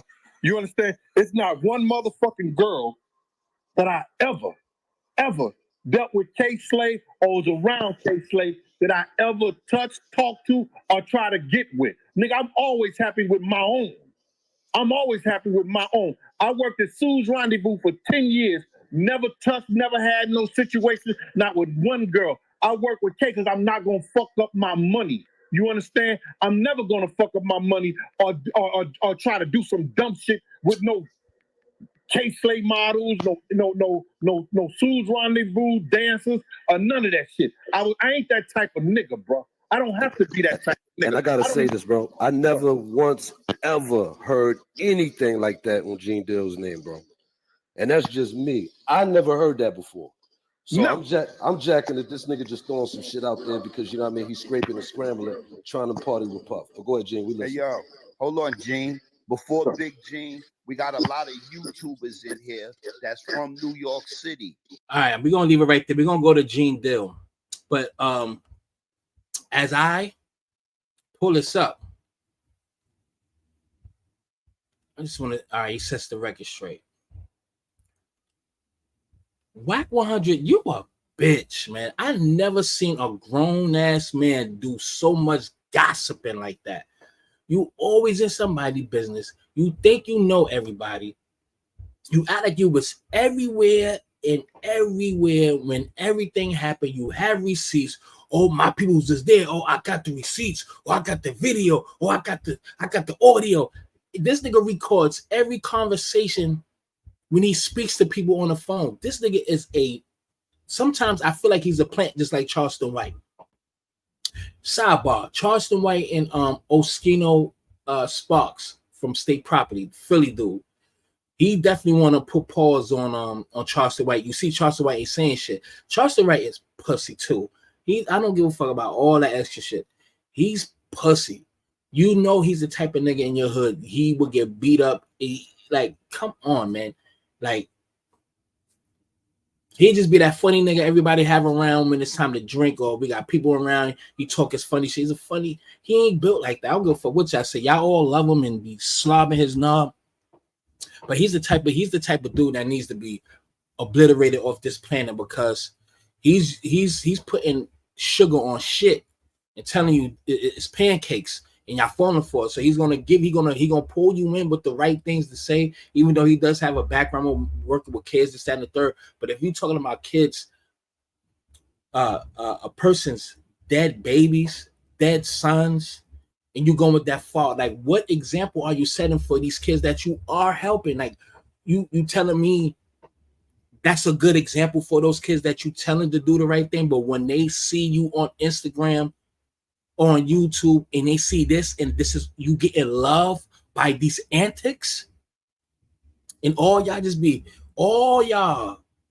who be co-signing this dude, that just lets me know where you stand at. Everybody is different. Everybody think different. Fine and dandy. Let somebody tell you in your face or over a phone call about how just say if your grandmother died and they do a three-way with their grandmother and say, aha, that's why your grandmother dead, or this. How would you feel? Everybody's cool until it hit home. When it's directly towards you, then you have an issue. Y'all niggas is weird. Charleston White, fuck him. But back to you, Wack. I never seen grown men act like this. just for attention. You already making money. You already been making money. Owning, like, he's a trucking business and all this extra stuff. Why you have to get on the bed, butt ass, twinkling your toes, ass up, face down, arguing with men on the phone? Like, who the fuck does that? So I just feel like he's older than me, but I'm just gonna say this generation got this though, and I just feel like his day is coming. Put it that way. His day is definitely coming too. His day is coming. Shout out to Gene Dill. I rarely play his material. I'm not gonna play all of it, but I do like this live where he goes in with no interruptions, no detouring with the conversation. He just went straight to it. I definitely appreciate this live. I'm gonna play some of it. Shout out to Gene Dill. We're gonna get right into it. Let me skip, because I'm pretty sure y'all seen it already. So, but I'm gonna start here. Let's see. He didn't come to none of that. All us knew that. I'll bring it back. And you don't know me like that, bro. You making up crazy lies. So he was lying today. Now, I got my last text, and I'm going to post this from K Slay on the 4th, because he couldn't talk. Well, I got his last text. He showed me December the 27th. I got my last text on the 4th. On the 2nd, Papoose said that K texted him and said that he wasn't going to make it out of there. And I didn't know that until the night me, Papoose, and K mother was at the hospital when he passed. Ooh. When he passed. Me, Papoose, and K's mother. Right? I know he's representing Bomb First and everything. I don't care nothing about that, man.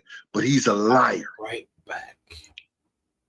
Anytime that he sit up there and told people that he came to K Slay funeral before everybody, he lied. He lied about coming to the funeral, coming to the burial. He didn't come to none of that. All us knew that. All us knew that. And he got, K Slay said, he sits on your bro, pray for me. If somebody's on their deathbed and they could text, they're gonna ask everybody to pray for them. But I know the truth about their relationship. K had a lot of respect for Wack until he started doing the internet shit. Until Wack started doing the internet shit, K had a lot of respect for him. But then he started getting a lot of beef behind Wack doing this internet shit because niggas was coming to K sideways. You know what I'm saying?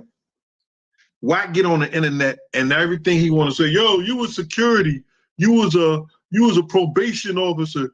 You know what you had to do to be a probation officer? No, evidently you don't know why. Because if you want a nigga like you to know something, put it in the book. Yeah, nigga, I wrote 2 books. I wrote 2 books, nigga. Not 1, but 2. You understand?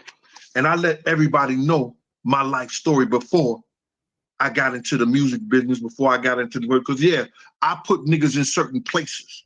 I put niggas with people to get contracts and everything. I never took credit for that. But I was the one that opened the doors for a lot of people. I made the introduction to Chaz and K. I made the introduction to K, to Chaz, to Dave McPherson, that got Graf and all those people who Chaz got those contracts from Sony. I made the connection. I was the one who started Slick in the Family. Talk your shit, son. Talk your shit, Shyne. I was one of the members who started the same game. I don't have to pull out my portfolio on you because you Pyru. But that shit don't mean nothing, bro. That shit don't mean a thing Look at you, when you're talking to a real man. I don't lay up on the phone and and butt naked talking to men and your Victoria's Secret thong and all that other shit.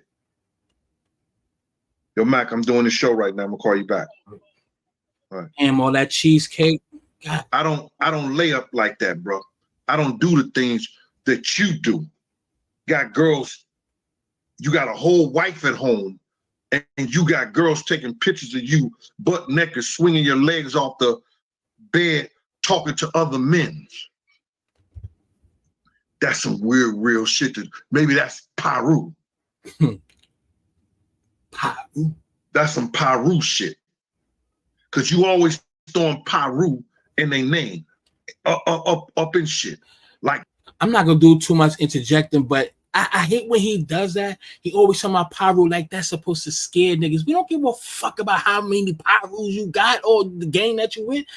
Niggas, we don't give a fuck, son. So that don't supposed to put fear in people. Salute to all the dudes, you know, who's definitely banging that Pyru, who the official tissue niggas.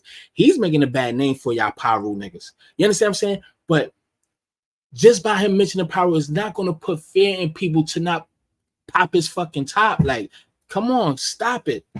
Little fruit basket ass nigga. That's gonna scare some niggas. Like, niggas give a fuck about that. Yeah, we don't give a fuck about that shit. No, bro. Nobody care about that. When you come out here on the East Coast, niggas don't give a fuck about that Pyru shit, bro. Niggas don't give a fuck about that nowhere but in Cali. We don't give a fuck about that shit. And respect to those brothers who claim that. I'm talking about this one nigga right here. We saying the same. We said the same. He throw y'all name on up in the air and get y'all in the middle of bullshit. Cause he ain't man enough to hold on himself. Yo, we know where you live at, nigga. Come on by. Come on by. Bet you won't make another stop. Talk your shit, Gene. Ain't nobody worrying about that shit, Wack. You sit up there and you lied. Yo, I was at K-Slay funeral. No, you wasn't. I went early. No, you didn't. That showed me you wasn't no real nigga, no real friend to K. You got on this thing and you lied about his daughter. You don't know nothing about John. On who? Not who. You don't know where she stayed, where she been at, none of that. You just run your mouth for the gram. You just yo, hold on, man.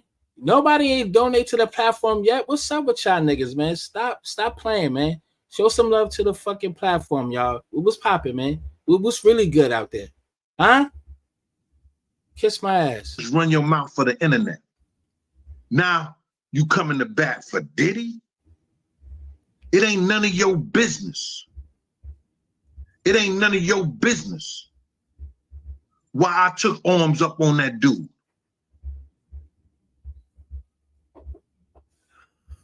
It was enough of my friends hurt by him. And if I want to be that martyr and take arms up and get at him, what do you got to do with it? You wasn't a part of it. You wasn't around us, nigga. Oh. I'm not even going to pull out the pictures. You wasn't around us. You wasn't even around in the 90s, bruh. In the early 2000s. Nobody knew nothing about you.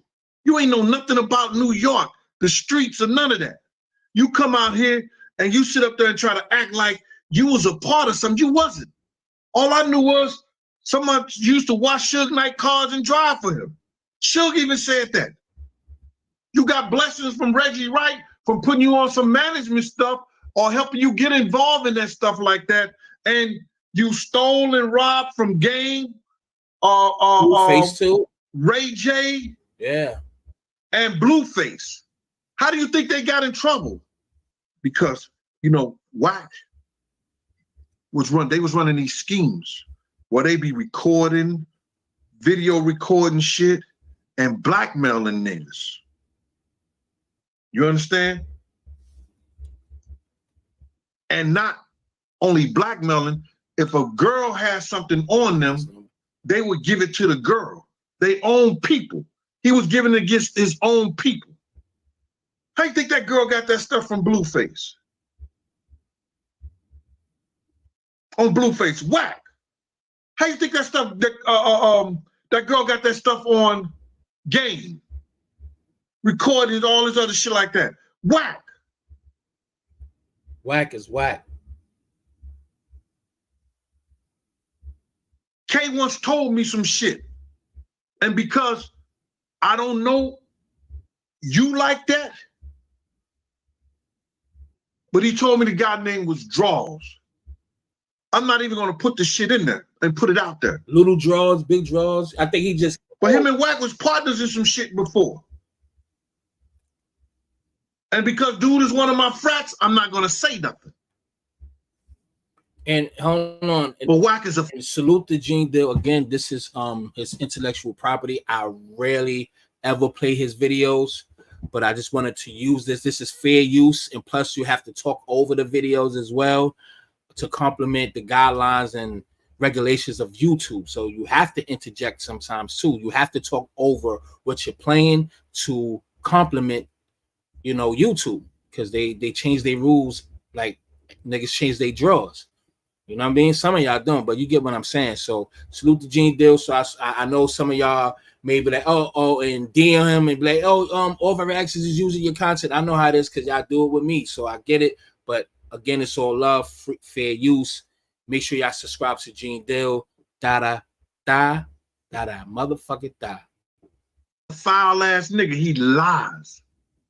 He sat up there and said, yo, K wasn't fucking with me because I was fucking with the straight stunting girl. What? Look at me.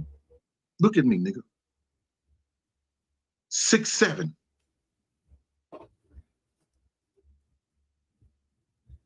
At the time, 40, 38 in the waist, hands always been handsome in the face, nigga.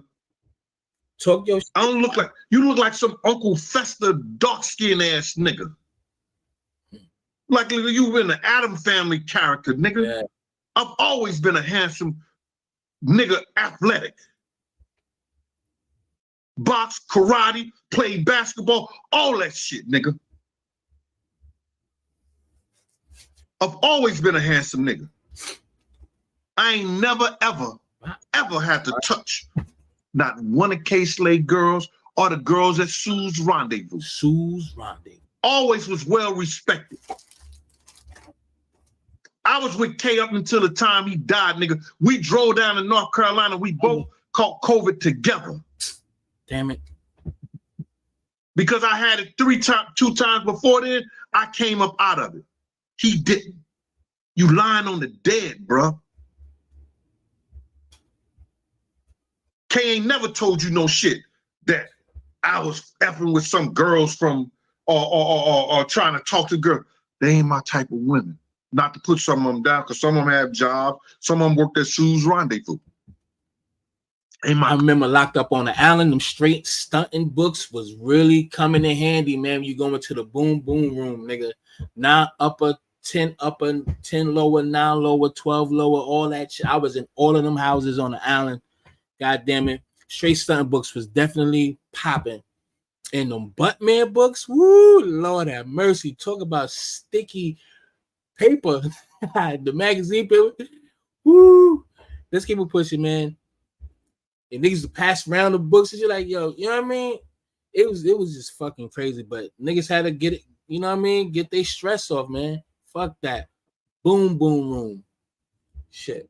Cup of tea. They was always 10 to 15 years younger than me. I'm not you, bro. I ain't never been thirsty for no woman.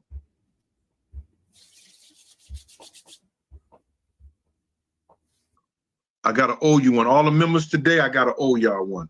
I gotta owe y'all one. Because I gotta let people know. This dude, they come on these internets and they spill their lies and they talk all this bullshit like they was around Nigga, if you could ever get Gene for $250 at the door anywhere, you gotta be out your rabbit ass. Now, I wasn't no $250 type of nigga. I never been no $250 type of nigga on no place. Puff paid me $600 a day, and anything after the first 10 hours, nigga, it was $65 an hour after that. It's not bad. $600 for the first 10 hours. Anything after that, $65 an hour. When I was with K, I drove him somewhere, a one-day trip, $1,500, nigga. If I'm out in front of Sue's Rendezvous for him, he gave me $500 for 4 hours. For 4 hours. I was just holding the door down. And then the money I was making on the door doubled or tripled the money that he gave me. Since you in my pocket, nigga. I'm saying this, stop spilling your lies, nigga. Stop talking to niggas butt naked on the fucking phone. That's right, but your ass getting air. Your ass clappers. Stop be a fucking man. Stop recording niggas when they call you up. Cheppy. Little Cheppy barking in the back. A nigga call you up, you want to push record. Nigga, I live in a two-party state. Go ahead and get your money. I hope you know what that means. I live in a two-party state. You understand? What you did was against the law, but it's okay. Y'all run it. I got a couple of beasts in my pocket. You best believe.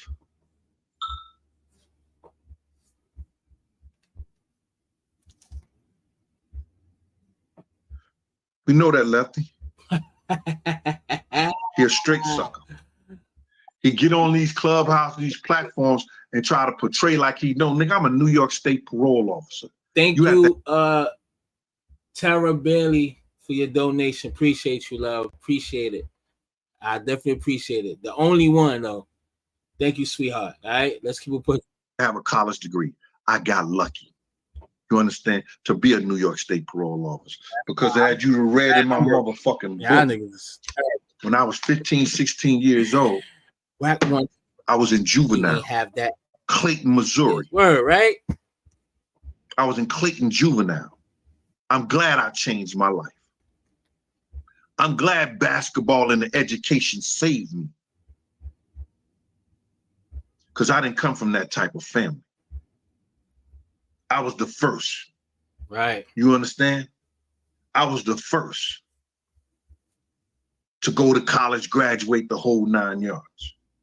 So whatever y'all try to put down, and y'all always try to put down people that work. Yo, this nigga was a probation officer like that. Yeah, no, I was a New York State parole officer. It's the highest paid law enforcement job at start in New York. The starting pay was highest than any other law enforcement in New York. I was proud, I was glad to get that and change my life and help people on the way. Nigga, when I say that I ain't give a fuck for a long time, that's about you niggas. That's about you niggas out here that's trying to front. Nigga, I'm so motherfucking happy. You know how I feel. Because you know how a faggot in a barrel of dicks feel. And let me piggyback on that. Salute to Gene Dill. He could have been any other person that would have did a job or security, bodyguard Diddy. He could have did what anybody did. It was quit their job, quit everything, and thinking big and thinking like he's gonna be having a mansion, this, that, and third, this, that, and third.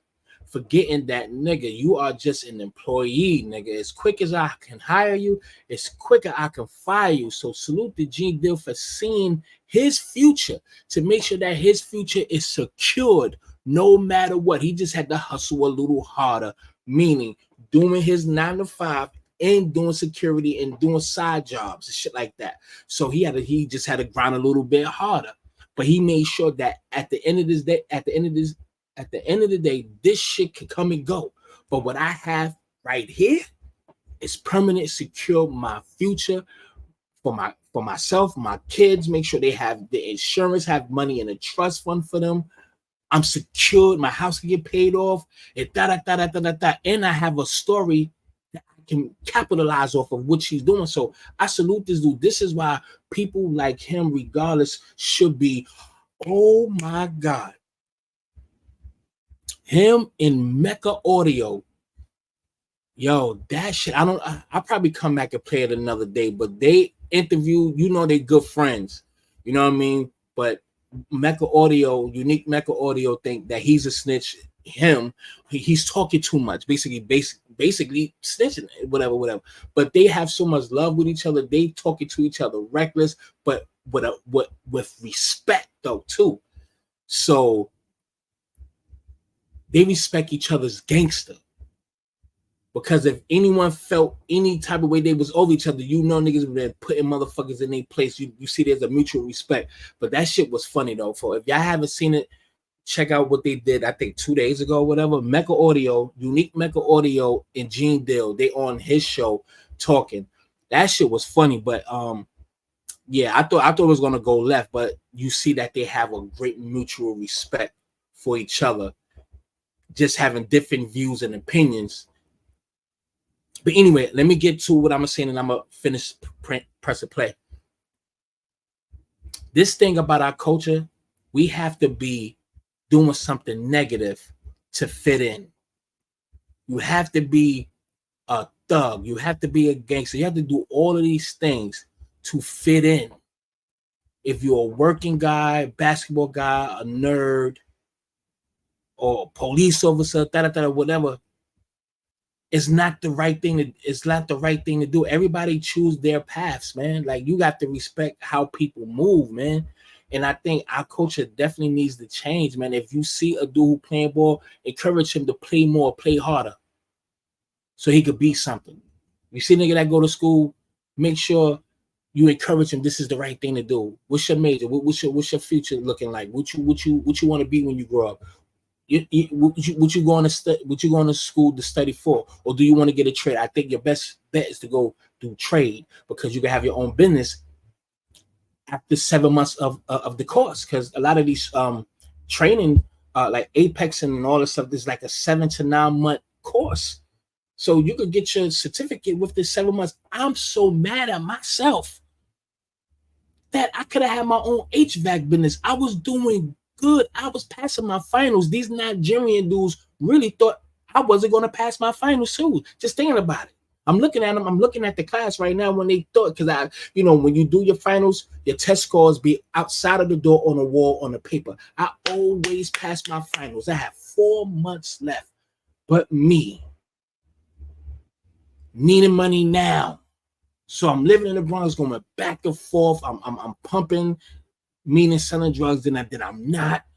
It was just a lot. It was so much going on at that time. It was so much. That's 2006. I will never forget that shit. I'm just glad it never came up on my credit, because I was approved for a grant and a loan. So I know whatever that loan was is not on my record. So thank you, Apex. But just encourage these people that if you want to be a parole officer or whatever, that's not a bad thing. There was a police that was from my building, from my hood, from my projects, nigga. I'm not even gonna say his name, but he from building 2. He don't live there no more. Everybody respect him. He was police, nigga. He was giving me boxes of 9mm shells every time I seen it, nigga. I need some shells. So you got me? All right, meet me around 9 o'clock, or I'll come to your building. Cop. Everybody knew he's a cop, but we grew up with him. Giving niggas guns and shit. I mean, not guns. I'm gonna take that back. Bullets and shit. I tried to get a gun, but he was like, "Nigga, I can't. I can get you some bullets." Other people that we watch grow up in our hood, who I'm gonna say their name because we know him. Keith, I know him. Giving these niggas wedgies as kids, playing cops and robbers. He was always the cop. He turned the captain. I remember all of us in we in Coneyana on 23rd Street. Everybody in the park, and Keith. He's the captain now with the white shirt. So you got the white shirt, you're a captain. We drink a beer, we're like, oh shit, oh that's cute. We ain't put our beer down on that. We taking sips of Heineken, giving him a 5. love, like that's family. So if whatever your life, how you choose to live your life, man, fuck it and stand on it, man. Our culture, we have to literally stop the bullshit, man. We really have to change. We wired. Our wiring ain't right, man. We gotta fix those wires, man. Anyway, let's continue. Cause you one of them half a homo ass niggas. And you know you are. Go tell that girl, oh, if you use the butt plug on me. What she say? She said, oh, that don't mean I'm gay. Yeah, you are gay, nigga. Whether a girl use it on you or not. Use a faggot.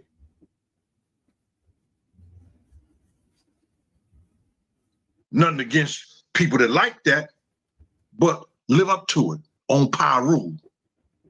On Pyru, live up to what you really are. Because you around here talking shit like you know everybody, business like you know stuff. People know the story.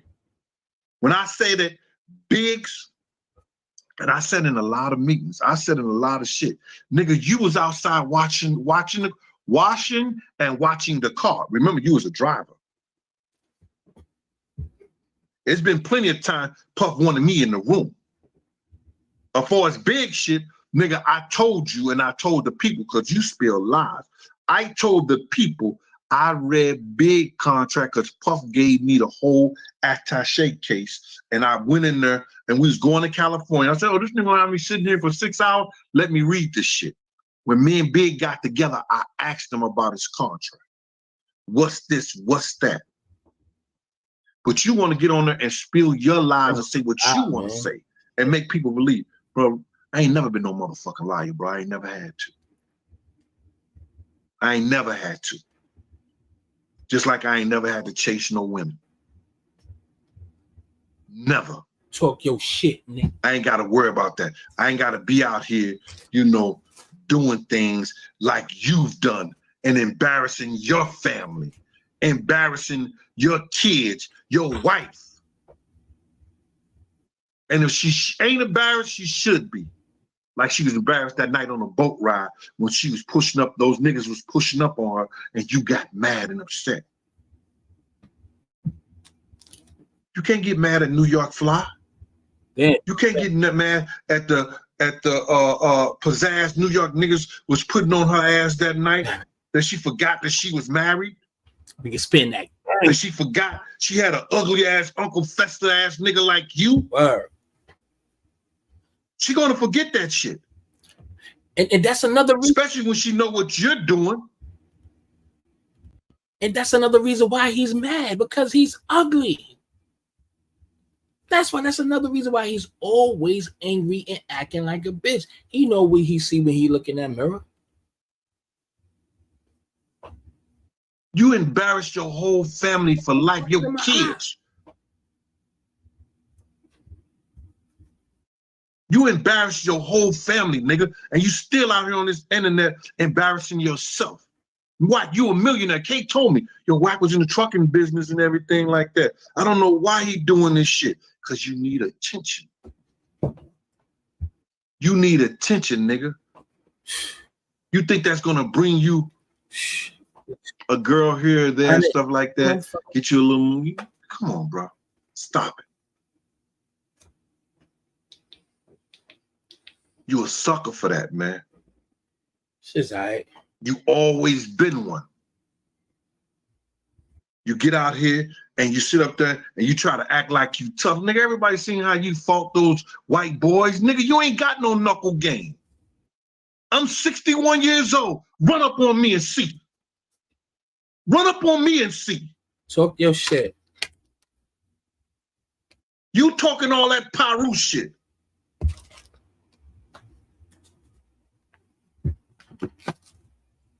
Tired of you niggas out here, man. You want to spill your lies. Don't lie on the dead, man. Don't lie on the dead. Especially when your ass is sitting butt naked in the bed.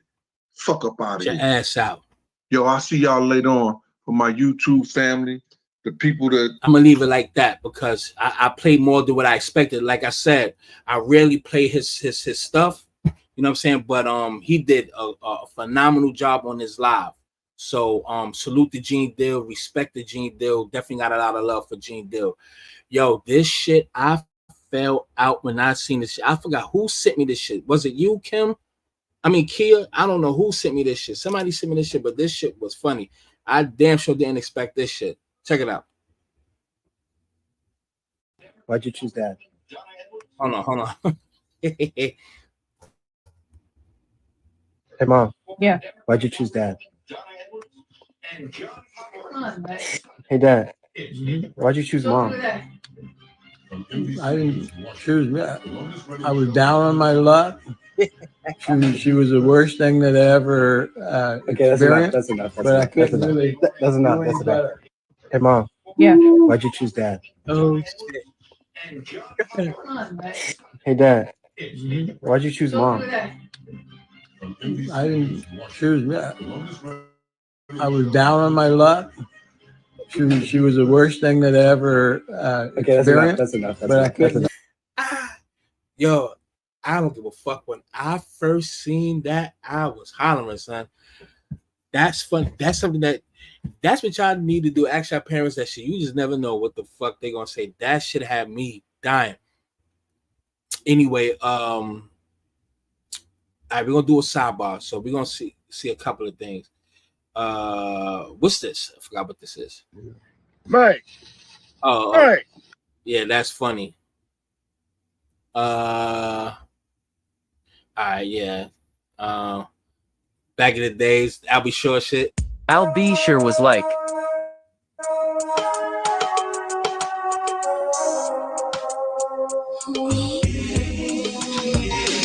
Yeah. I swear to God, I remember when I lived in the Star in Louis Armstrong Projects. I will never forget this day. 396 Clifton Place, apartment 4B. Right?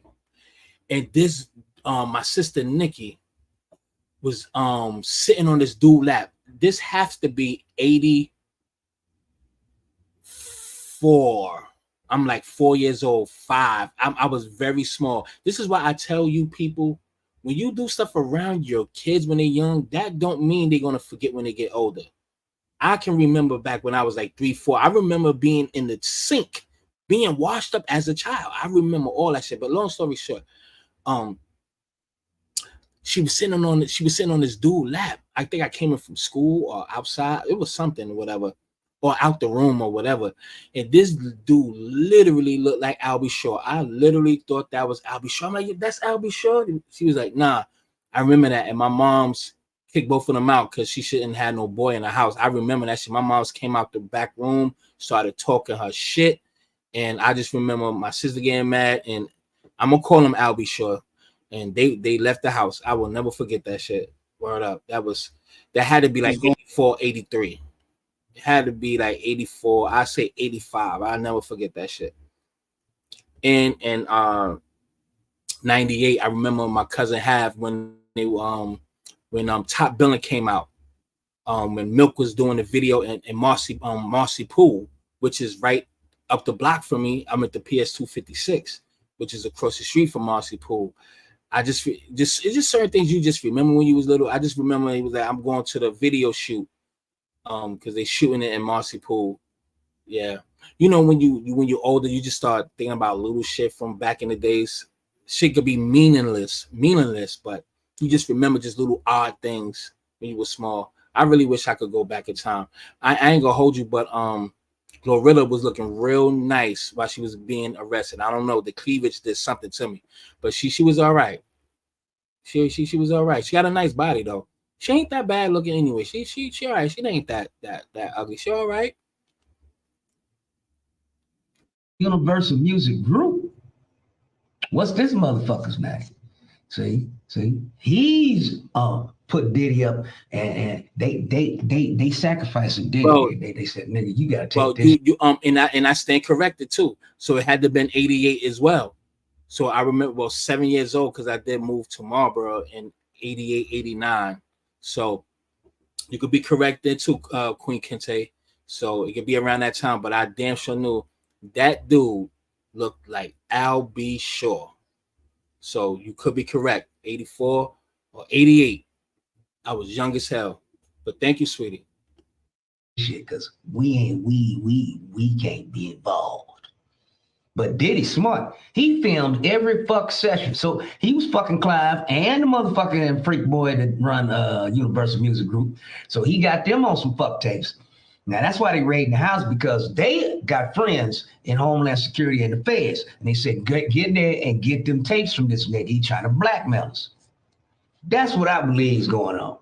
Because, you know, Homeland Security, they came in there with tanks down there, motherfucking military motherfuckers, 25 deep, 30 deep for one dancing nigga. Say what?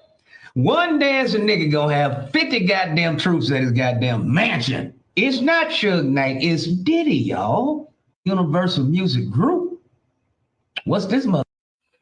Yeah, I meant to get the whole thing, the whole video where Eddie Griffin said that. Matter of fact, let me see if he got it on this Universal Music Group. You know what? I don't want to lose where I'm at right now.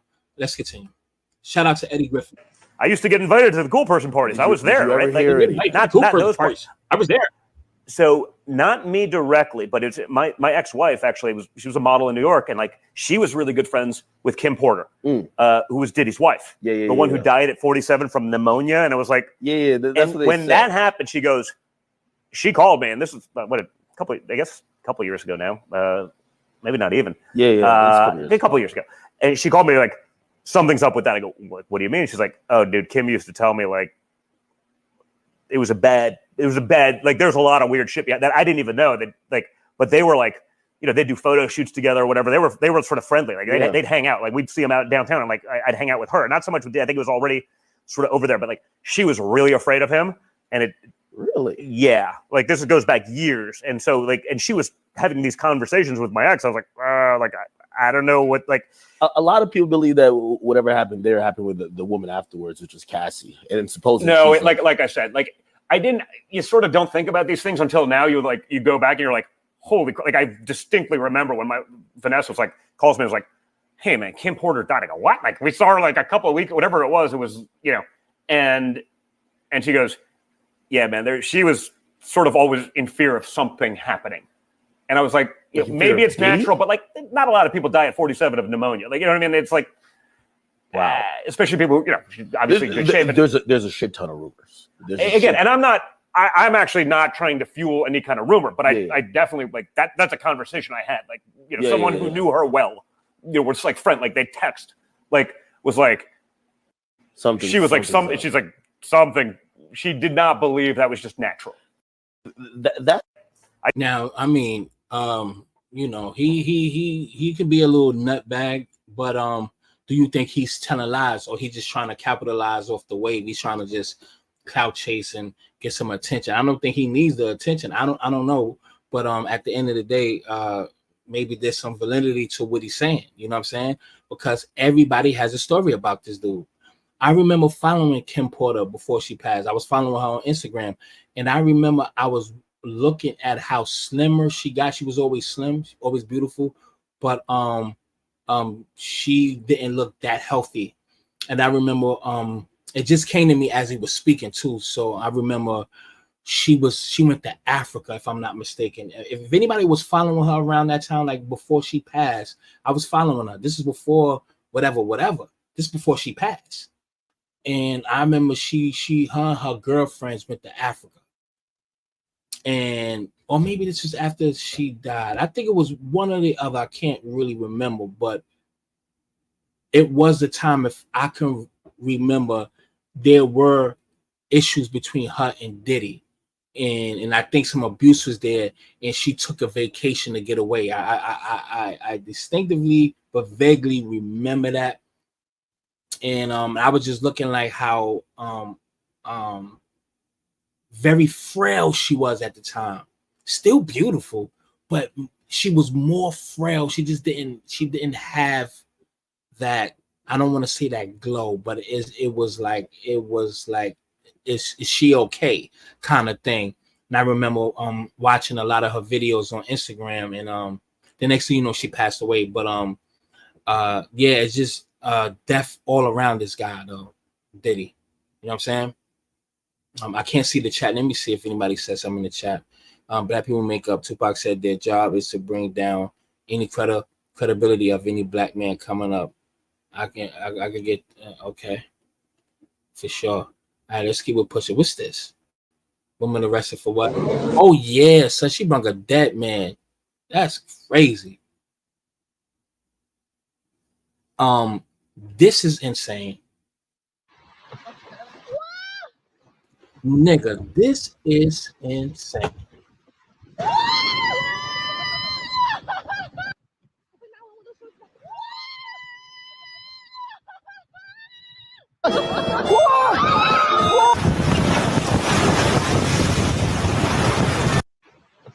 This is on top of a mountain. It just takes one slip up, one wrong move of that shit going mad fast. It's over. White people, man, it's just certain things that we will not do and say Godspeed to y'all motherfuckers. Y'all will do any motherfucking thing for a thrill. Y'all some crazy motherfuckers. I give you that. Y'all some weird motherfuckers. I give you that. Oh yeah, this is crazy. Yeah, that's why I said it earlier, man. And these predators don't even come with a color. And it's mainly the white people, but there's some black people who do it too. So these predators and all this shit, they come with different shades and colors and backgrounds. So just be careful. I'm not even gonna play this shit. I'm pretty sure y'all seen this shit already. This is old. I just haven't been on live in over a week and some change. So I don't even know how they let her go, but it is what it is. That's crazy. Yeah, I remember back in the days with that. What is this right here? Niggas out here in the street selling that shit. Pause that. That's real. Ooh. Yeah, the shit.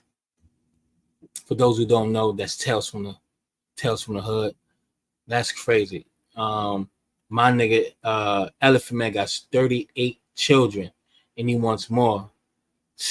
That nigga been stroking, nigga. Elephant Man is one of my favorite. I haven't mentioned him enough, but Elephant Man is one of my favorite reggae artists, man. When he was popping, he was killing it. When Elephant Man was popping, Elephant Man, he had a run. You should know. Salute to him, man. I fucks with him, man. Salute to Elephant Man. I'm not even gonna play the Neo thing, but you see what his baby mom's doing? That's ill.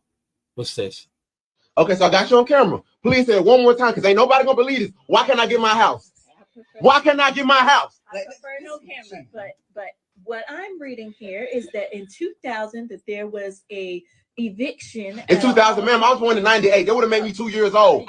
So how do I have an eviction when I was 2? I do understand that.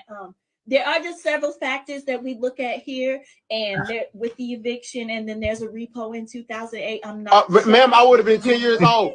Oh wait, so me and my girlfriend trying to get a house so I can move out of my mama house. So I'm trying to see. So mama, please explain to me. Please. First and foremost, calm your voice down while we in this room here. But mama, please explain to me how I got an eviction. How do I have an eviction when I was 2? I don't think you understand, ma'am. And while you over here trying to judge me and everything like that, reading off everything, you don't know what happened to us. Okay? But man, you're supposed to be helping me co-sign, and I find out I can't even get a house because of you. Why is all this stuff in my name? Calm your voice down now. Okay, so I got you on camera. That's crazy, man. But hey, I mean, sometimes moms got to do what they got to do, man, to survive, man. I am pretty sure a phone bill was in my name. Because my mom, I remember that shit was in Khadijah's name at one time. So I know my name was on a cable bill or something. You know what I mean? I don't know, man. It didn't show up, I'm gonna be honest, like that. But you know, sometimes, you know, your mother gotta do what you gotta do. She done fucked up her name, and she may need you know, some cable, may need a phone and shit like that, or a house or something like that. But back then you could just use a social and that shit would just go through. You know what I'm saying? So, but I mean, it's fucked up. Sometimes it be your own parents that fuck up your name, And by the time you get to a certain age, you think, all right, man, I'm good, man. You know what I'm saying? Let me build my credit, or let me get this crib. And especially if your moms don't tell you, they use your name, they fucked your credit up. You know they're not gonna tell you. You know what I'm saying? So I mean, either way, she was looking out for you. She had to do what she had to do. She had to use the name, or she just fucked up your name just to, you know, not put nothing in her name. I don't know, but that's kind of fucked up though. I know a lot of people like that too, to be honest. What's this? Everything they said about my son, some of it was true, but the majority of it, to me, it was made up. Cause well, where is it? It ain't in the paperwork or anything. You can't just put that on me. You know, speak facts, and that's what I'm seeking. I'm seeking the truth. And she said, "Daddy, Jay been shot. We on our way to the med." So me and my wife jumped up when we rushed down there. But when they told me once I got down there, like the involvement, I knew then, no, my son ain't did that. Why's that? No, my son know not to shoot at the police. That's like a suicide mission. My son had vengeance, you know, ain't just Memphis, Tennessee. This is worldwide. Yes, it's a lot that's going on, man. This is 5,000 cent right here. So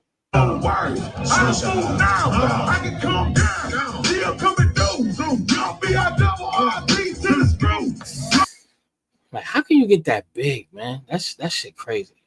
What's this? Oh yeah, salute the Mike Tyson.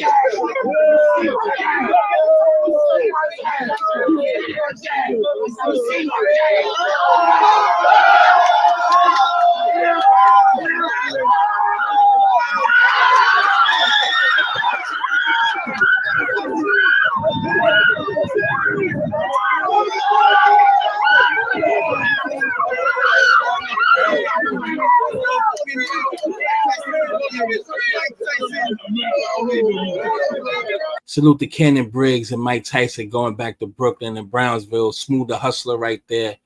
Got them together doing some business ventures out there. So salute to them, man. Wifey paying all the bills while cut from NBA. I'm not even gonna play Brian McKnight. He's a real dickhead. Let me see what else we got, because this is towards the end of this live. So I'm doing these little sidebars and I'm getting the hell up out of here. I gotta work tomorrow. So I be trying to get Saturday and Sunday off, but nope, no Saturdays and Sundays. I'm only off Thursdays and Fridays. So it is what it is. I ain't complaining though.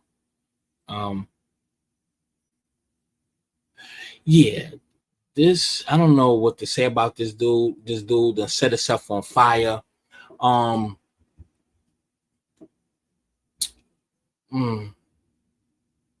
I didn't really listen to the manifesto, so I'm gonna be honest. I can't really speak on it because I really didn't pay it any mind. I'm gonna be very honest. I seen it when it first came out, just like everybody else.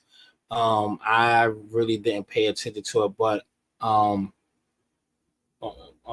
only thing I can say is that they always gonna have a patsy or a fall guy or a sacrifice to create a narrative for a bigger cause. Or there's always going to be a stupid motherfucker that has a concept of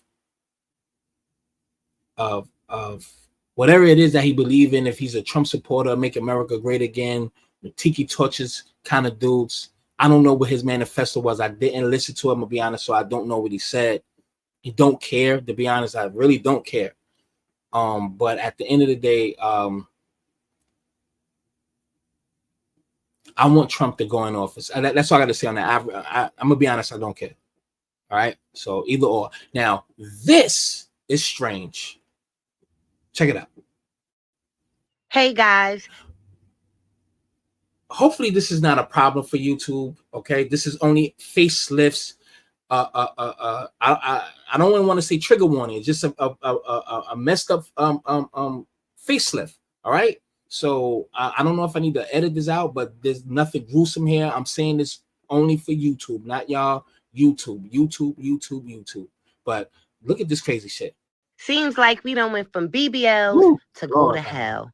Can you imagine how much pain she would be in if I was to slap the shit out of her right now? Okay. Woo! This is really weird.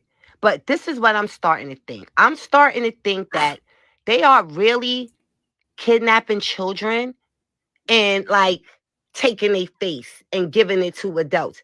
This is not like sex trafficking. This is face trafficking, right? They are taking kids and selling their faces. This is crazy. Ooh. Hey, do y'all think I should edit that out? Do y'all think I should edit that part out? I don't know.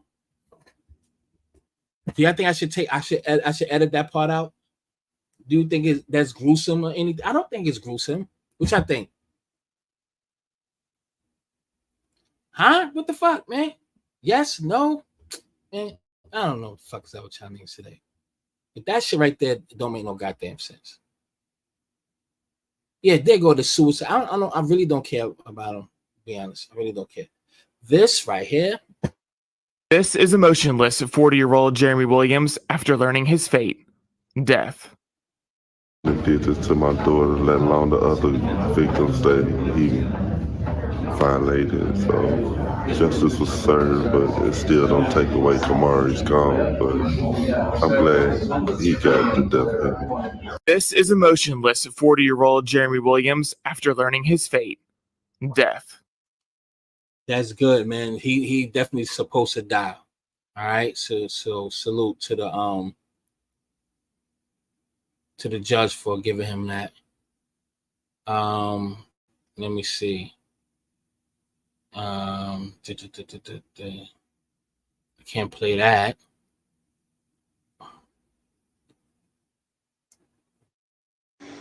Hello, ma. Mate so dia. Adia mama, we are kola wo danu fo ano. Ah? Adia mama, ya ba. Mama dey na we. We adia na me, ma ka say, le yes to amodi. Oh, okay. We dey sorry. Ma, some of that is different baby. What do black people, black American people, like my I'm starting to see my seat is going down and down and down. Hold on. I've been sitting on the seat too much and shit, so this shit going down. Anyway, what did black Americans learn from any Africans? Nothing.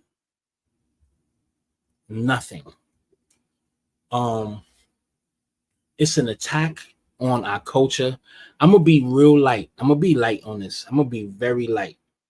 There is nothing that any of you tethers from anywhere where you come from that we need to copy y'all or are influenced by.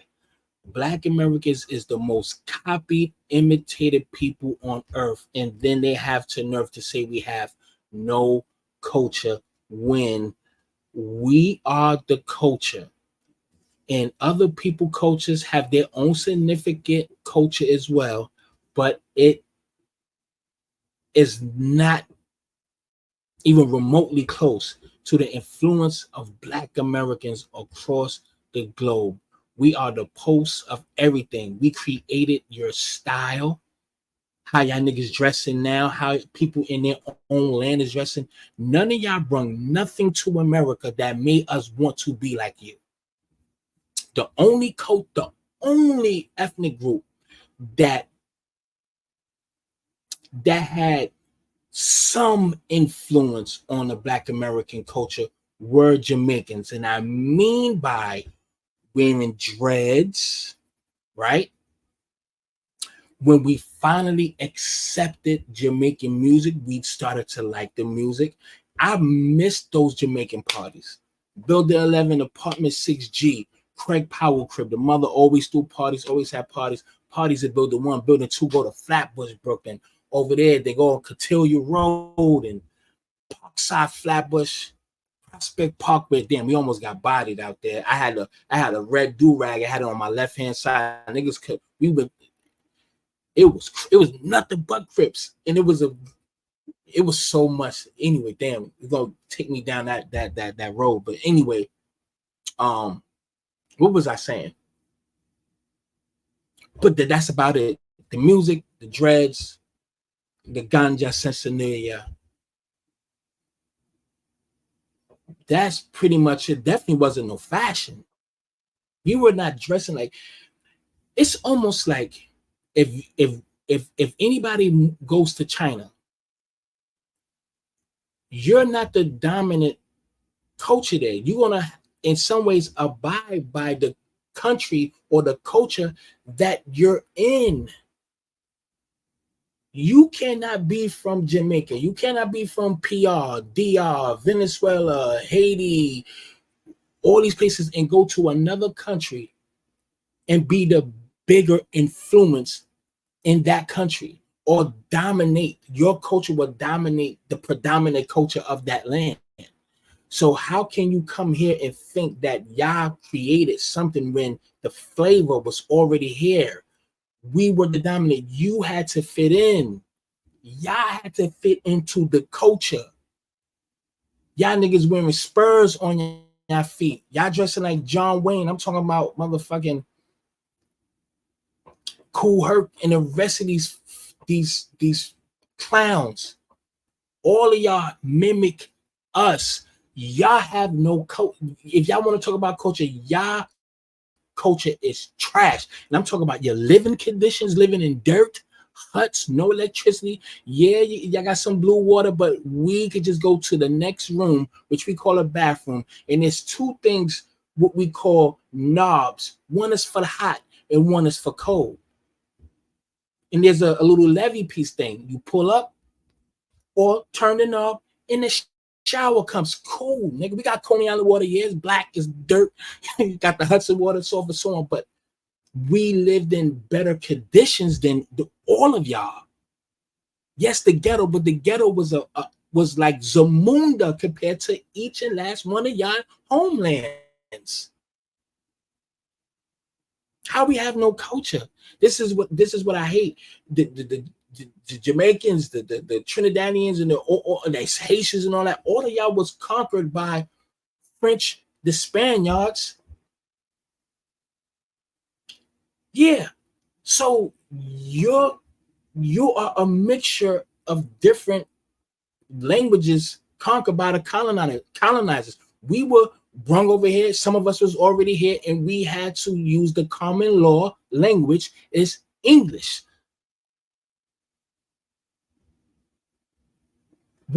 I say all that to say, what makes y'all different from us? Y'all, we created our own culture within this Anglo-Saxon culture, which became the dominant culture. You understand what I'm saying? We have a similar story, but we just made stronger moves. We made a bigger impact than y'all. Y'all know different. Y'all got brought to Jamaica as well as we got brought here. Y'all got brought to Trinidadian as much as like, so the story is similar. We were all dropped off on a certain piece of these land masses, but we made the better impact. We made moves. We made things happen. What did y'all do? Y'all left a dirty fucking land. Y'all keep waving your flags, talking all this. Y'all do all the work. And why y'all niggas ain't doing that in your own land? Here for better opportunities. And y'all talk about your government because of the dictatorship. We had the biggest dictatorship and we made it happen. What's your excuse? What's your excuse? Why are you here? Why are you here? If you are better than, why are you here? Go back. If you saw all of this and all that, this is why I say Black Americans, we love everybody, but we got to put these motherfuckers in their places now because y'all getting too big for y'all britches now. We are the culture. All of y'all niggas copy us. Look how these people dressing. Look how they talking. You have to use in a Black American vernacular culture to even be seen on YouTube. We have to talk about our issues to be seen and be in the algorithm on YouTube. We not coming into your culture to talk about y'all's. Y'all have to jump on our ship to get recognition. Listen, man. I was going to show pictures of other people, like their culture. I was going to go into their music, their food. I even had notes. I started off on Trinidad. I was going to really go in on the Kanat, what's his name? Kanat whatever his bitch ass name is. All y'all talk, act like us, man. Get the fuck out of here. Talk about somebody coaching, you little weird looking motherfuckers, man. I really don't like it. I really don't like it. Hold on, I do still have my notes. Yes, right here. Just a little bit. Let me just say this real quick because I'm not even going to do it, but I was going to embarrass. I was going to really go in on y'all. Just small notes. I still have more here. All right. So what did I have so far? Trinidad. I started off with Trinidad. Trinidad because I think Kanat, whatever his name is, he's from Trinidad. So I started off with Trinidad. Trinidad ruled by the Spanish and the French. 1763 to 1779, when the French took over and over 20,000 slaves spoke Creole. The British found French to be the spoken language by law and commerce, which remained the language throughout of that century. 1810 to 1820 spoke Spanish due to, okay, all right, I left that out. Trinidad speaks English, and that it's the official language. Calypso is the Trini culture. They created Calypso as far as the music. So we talking culture. Their food is palau, cocoa, perry, whatever, roast corn, fufu, itos, salsa, some shit like that. So we going into culture. I put culture expression. Your cultural expression is your music. So like I had to categorize. So FBA, we got jazz, blues, bebop, rhythm and blues, house music, disco, P-funk, G-funk, country, neo soul, hip hop. This is our expression, which, come on, man, y'all already know what it is. Trini, Calypso. Okay, Yard Man. They got Yard, I put Yard for Jamaica, reggae, right? Not ska, because ska is ours. Rocksteady is Black American music. Jamaicans didn't have no music. They was all copying us.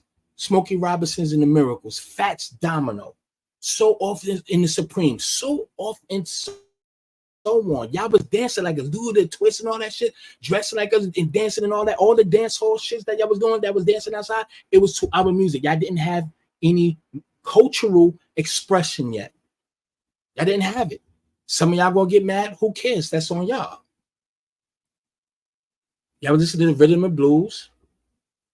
You know, our R&B music of that day and time.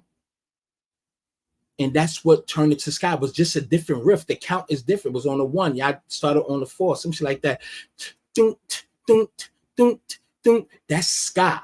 Then it went to rocksteady and then reggae. Our culture is the foundation of where Jamaicans, where reggae music derived from. The derivative is FBA.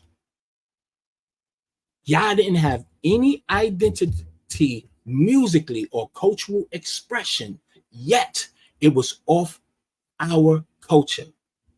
Okay, Bob Marley and the Wailers, they wanted to be Smokey Robinson and the Miracles.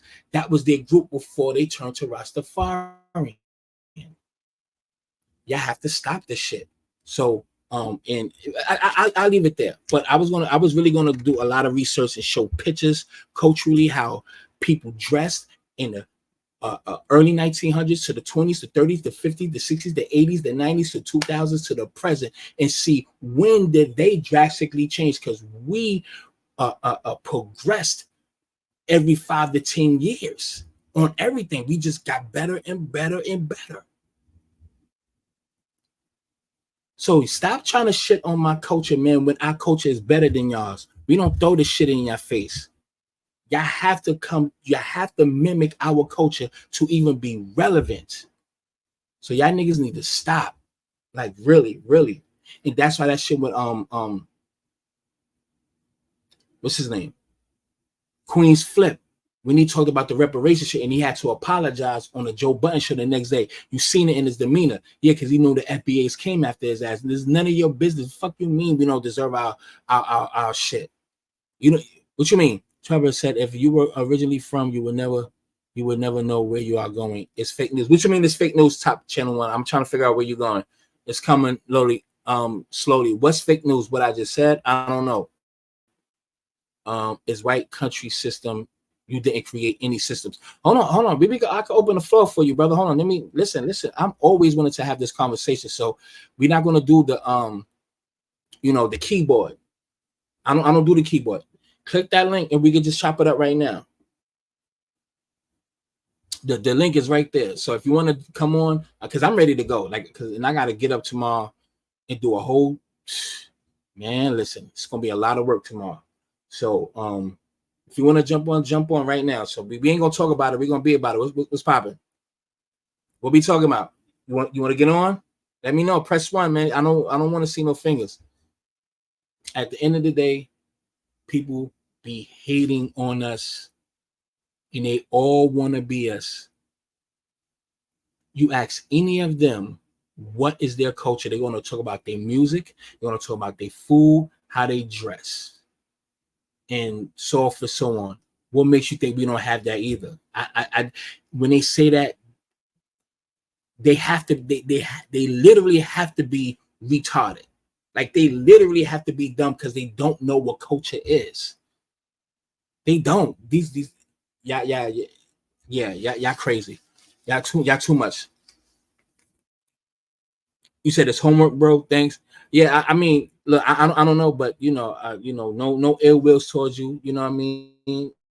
I would just love to have this conversation because this conversation is needed. This should need to be. I swear to God, I want to talk to Math Hoffa. I meant to talk about Math Hoffa and Champ, but Math Hoffa is, and I don't give a fuck if you send it to him or not. It don't matter. It really don't bother me. But it's not a shot. I'm talking about Math Hoffa. And let me just say this before I go on to name other names. I don't think that he thinks this way. But DJ Academic does. Queen's Flip does. Let me get back to Math Hoffa. I know he's from Barbados. He was born in Barbados. If I'm not mistaken, he came over when he was a little kid, 6 years old. I don't remember the age. When he came to Brooklyn, I am sure that his culture did not over-dominate the culture that was already here presented with Black Americans. You had to blend in, fit in, and convert to what environment and culture you was living in. Now, granted, Crown Heights, Flatbush,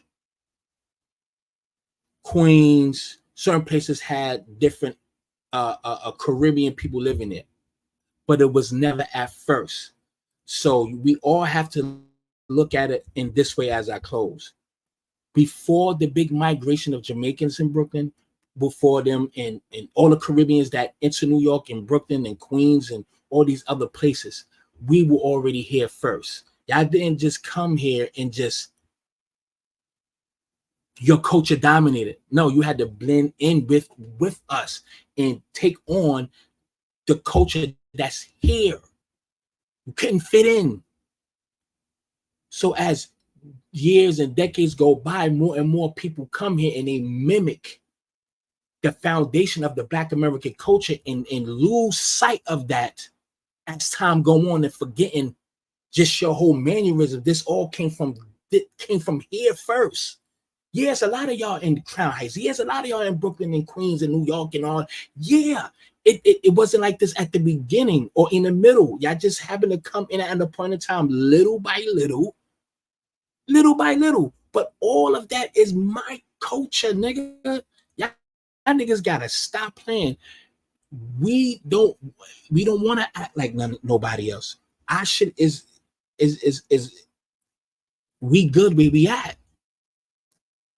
Hey, Ladybug, how you doing, love? Shit, Ladybug, that means good luck. I ain't seen my Ladybug in a minute either. That she used to be crawling on here. I like that Ladybug. He gone. Or she gone. But hey, baby girl. All right, let me see your picture. All right, you all right, goddamn. You got your natural going on and all that. I can't and won't because I'm going to kind of be happy. Goodbye. All right, I don't know what the hell's going on, Gina. You're going to be all right, baby. I hope it's all right. But like I was saying, at the end of the day, I've been here long enough. And I just can't believe just one person show love to the platform. One. Y'all niggas is so, I'm not even mad at y'all, but it's just this just don't make sense. It really don't. It's crazy, but I'm good, believe me. But anyway, Africans and arrived as were not legally allowed in the. None of the white people wanted Africans and none of these people to come here. We had to fight to bring other people from other countries and islands over here as backup, and as we seen them as distant cousins, because they was only letting European immigrants coming from Ireland, Italy, and England, and all these other places. So if y'all could bring immigrants here, well, let some of my Trinidadians, my black, my Jamaicans, my African brothers over here. We fought for that. They didn't want you niggas over here. We fought so much for Africans. I was just looking at the Unsung the other night with Sex the Silent making songs called Africa. They even helped with the apartheid movement with the music. All of these things that our people have done to fight for Africa, for you really dusty, ugly, crusty, funky niggas to come over here and put your nose in the air. We fought for y'all, even though y'all didn't even come here to save us. Come back to save us. Y'all came here with watches, nigga. We know what time it is. You came here with a coat and suitcase full of watches in Manhattan selling it on the damn street. We know what time it is, nigga.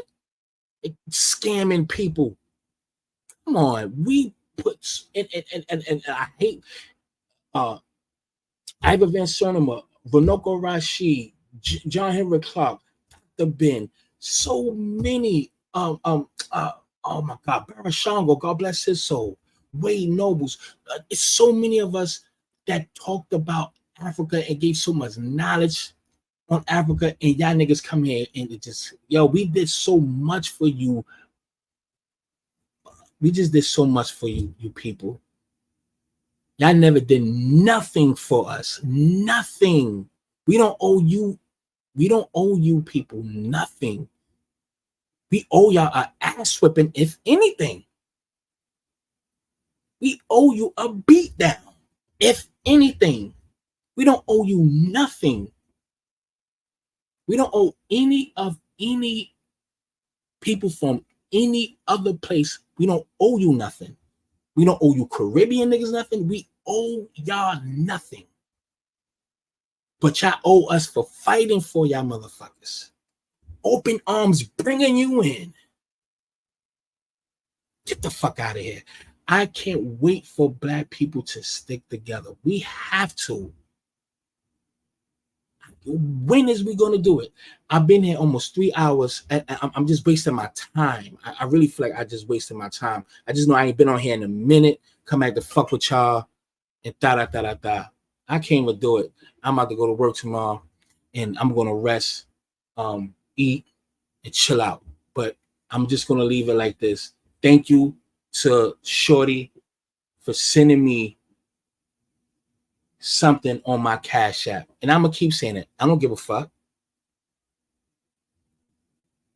But wait, when I come back to YouTube, and it's going to be soon, I'm coming back with a vengeance, baby. But I'm coming back with a vengeance. So I just gotta fall back for a minute and get shit where it needs to be. I'm coming back, and I ain't gonna slow down no time soon.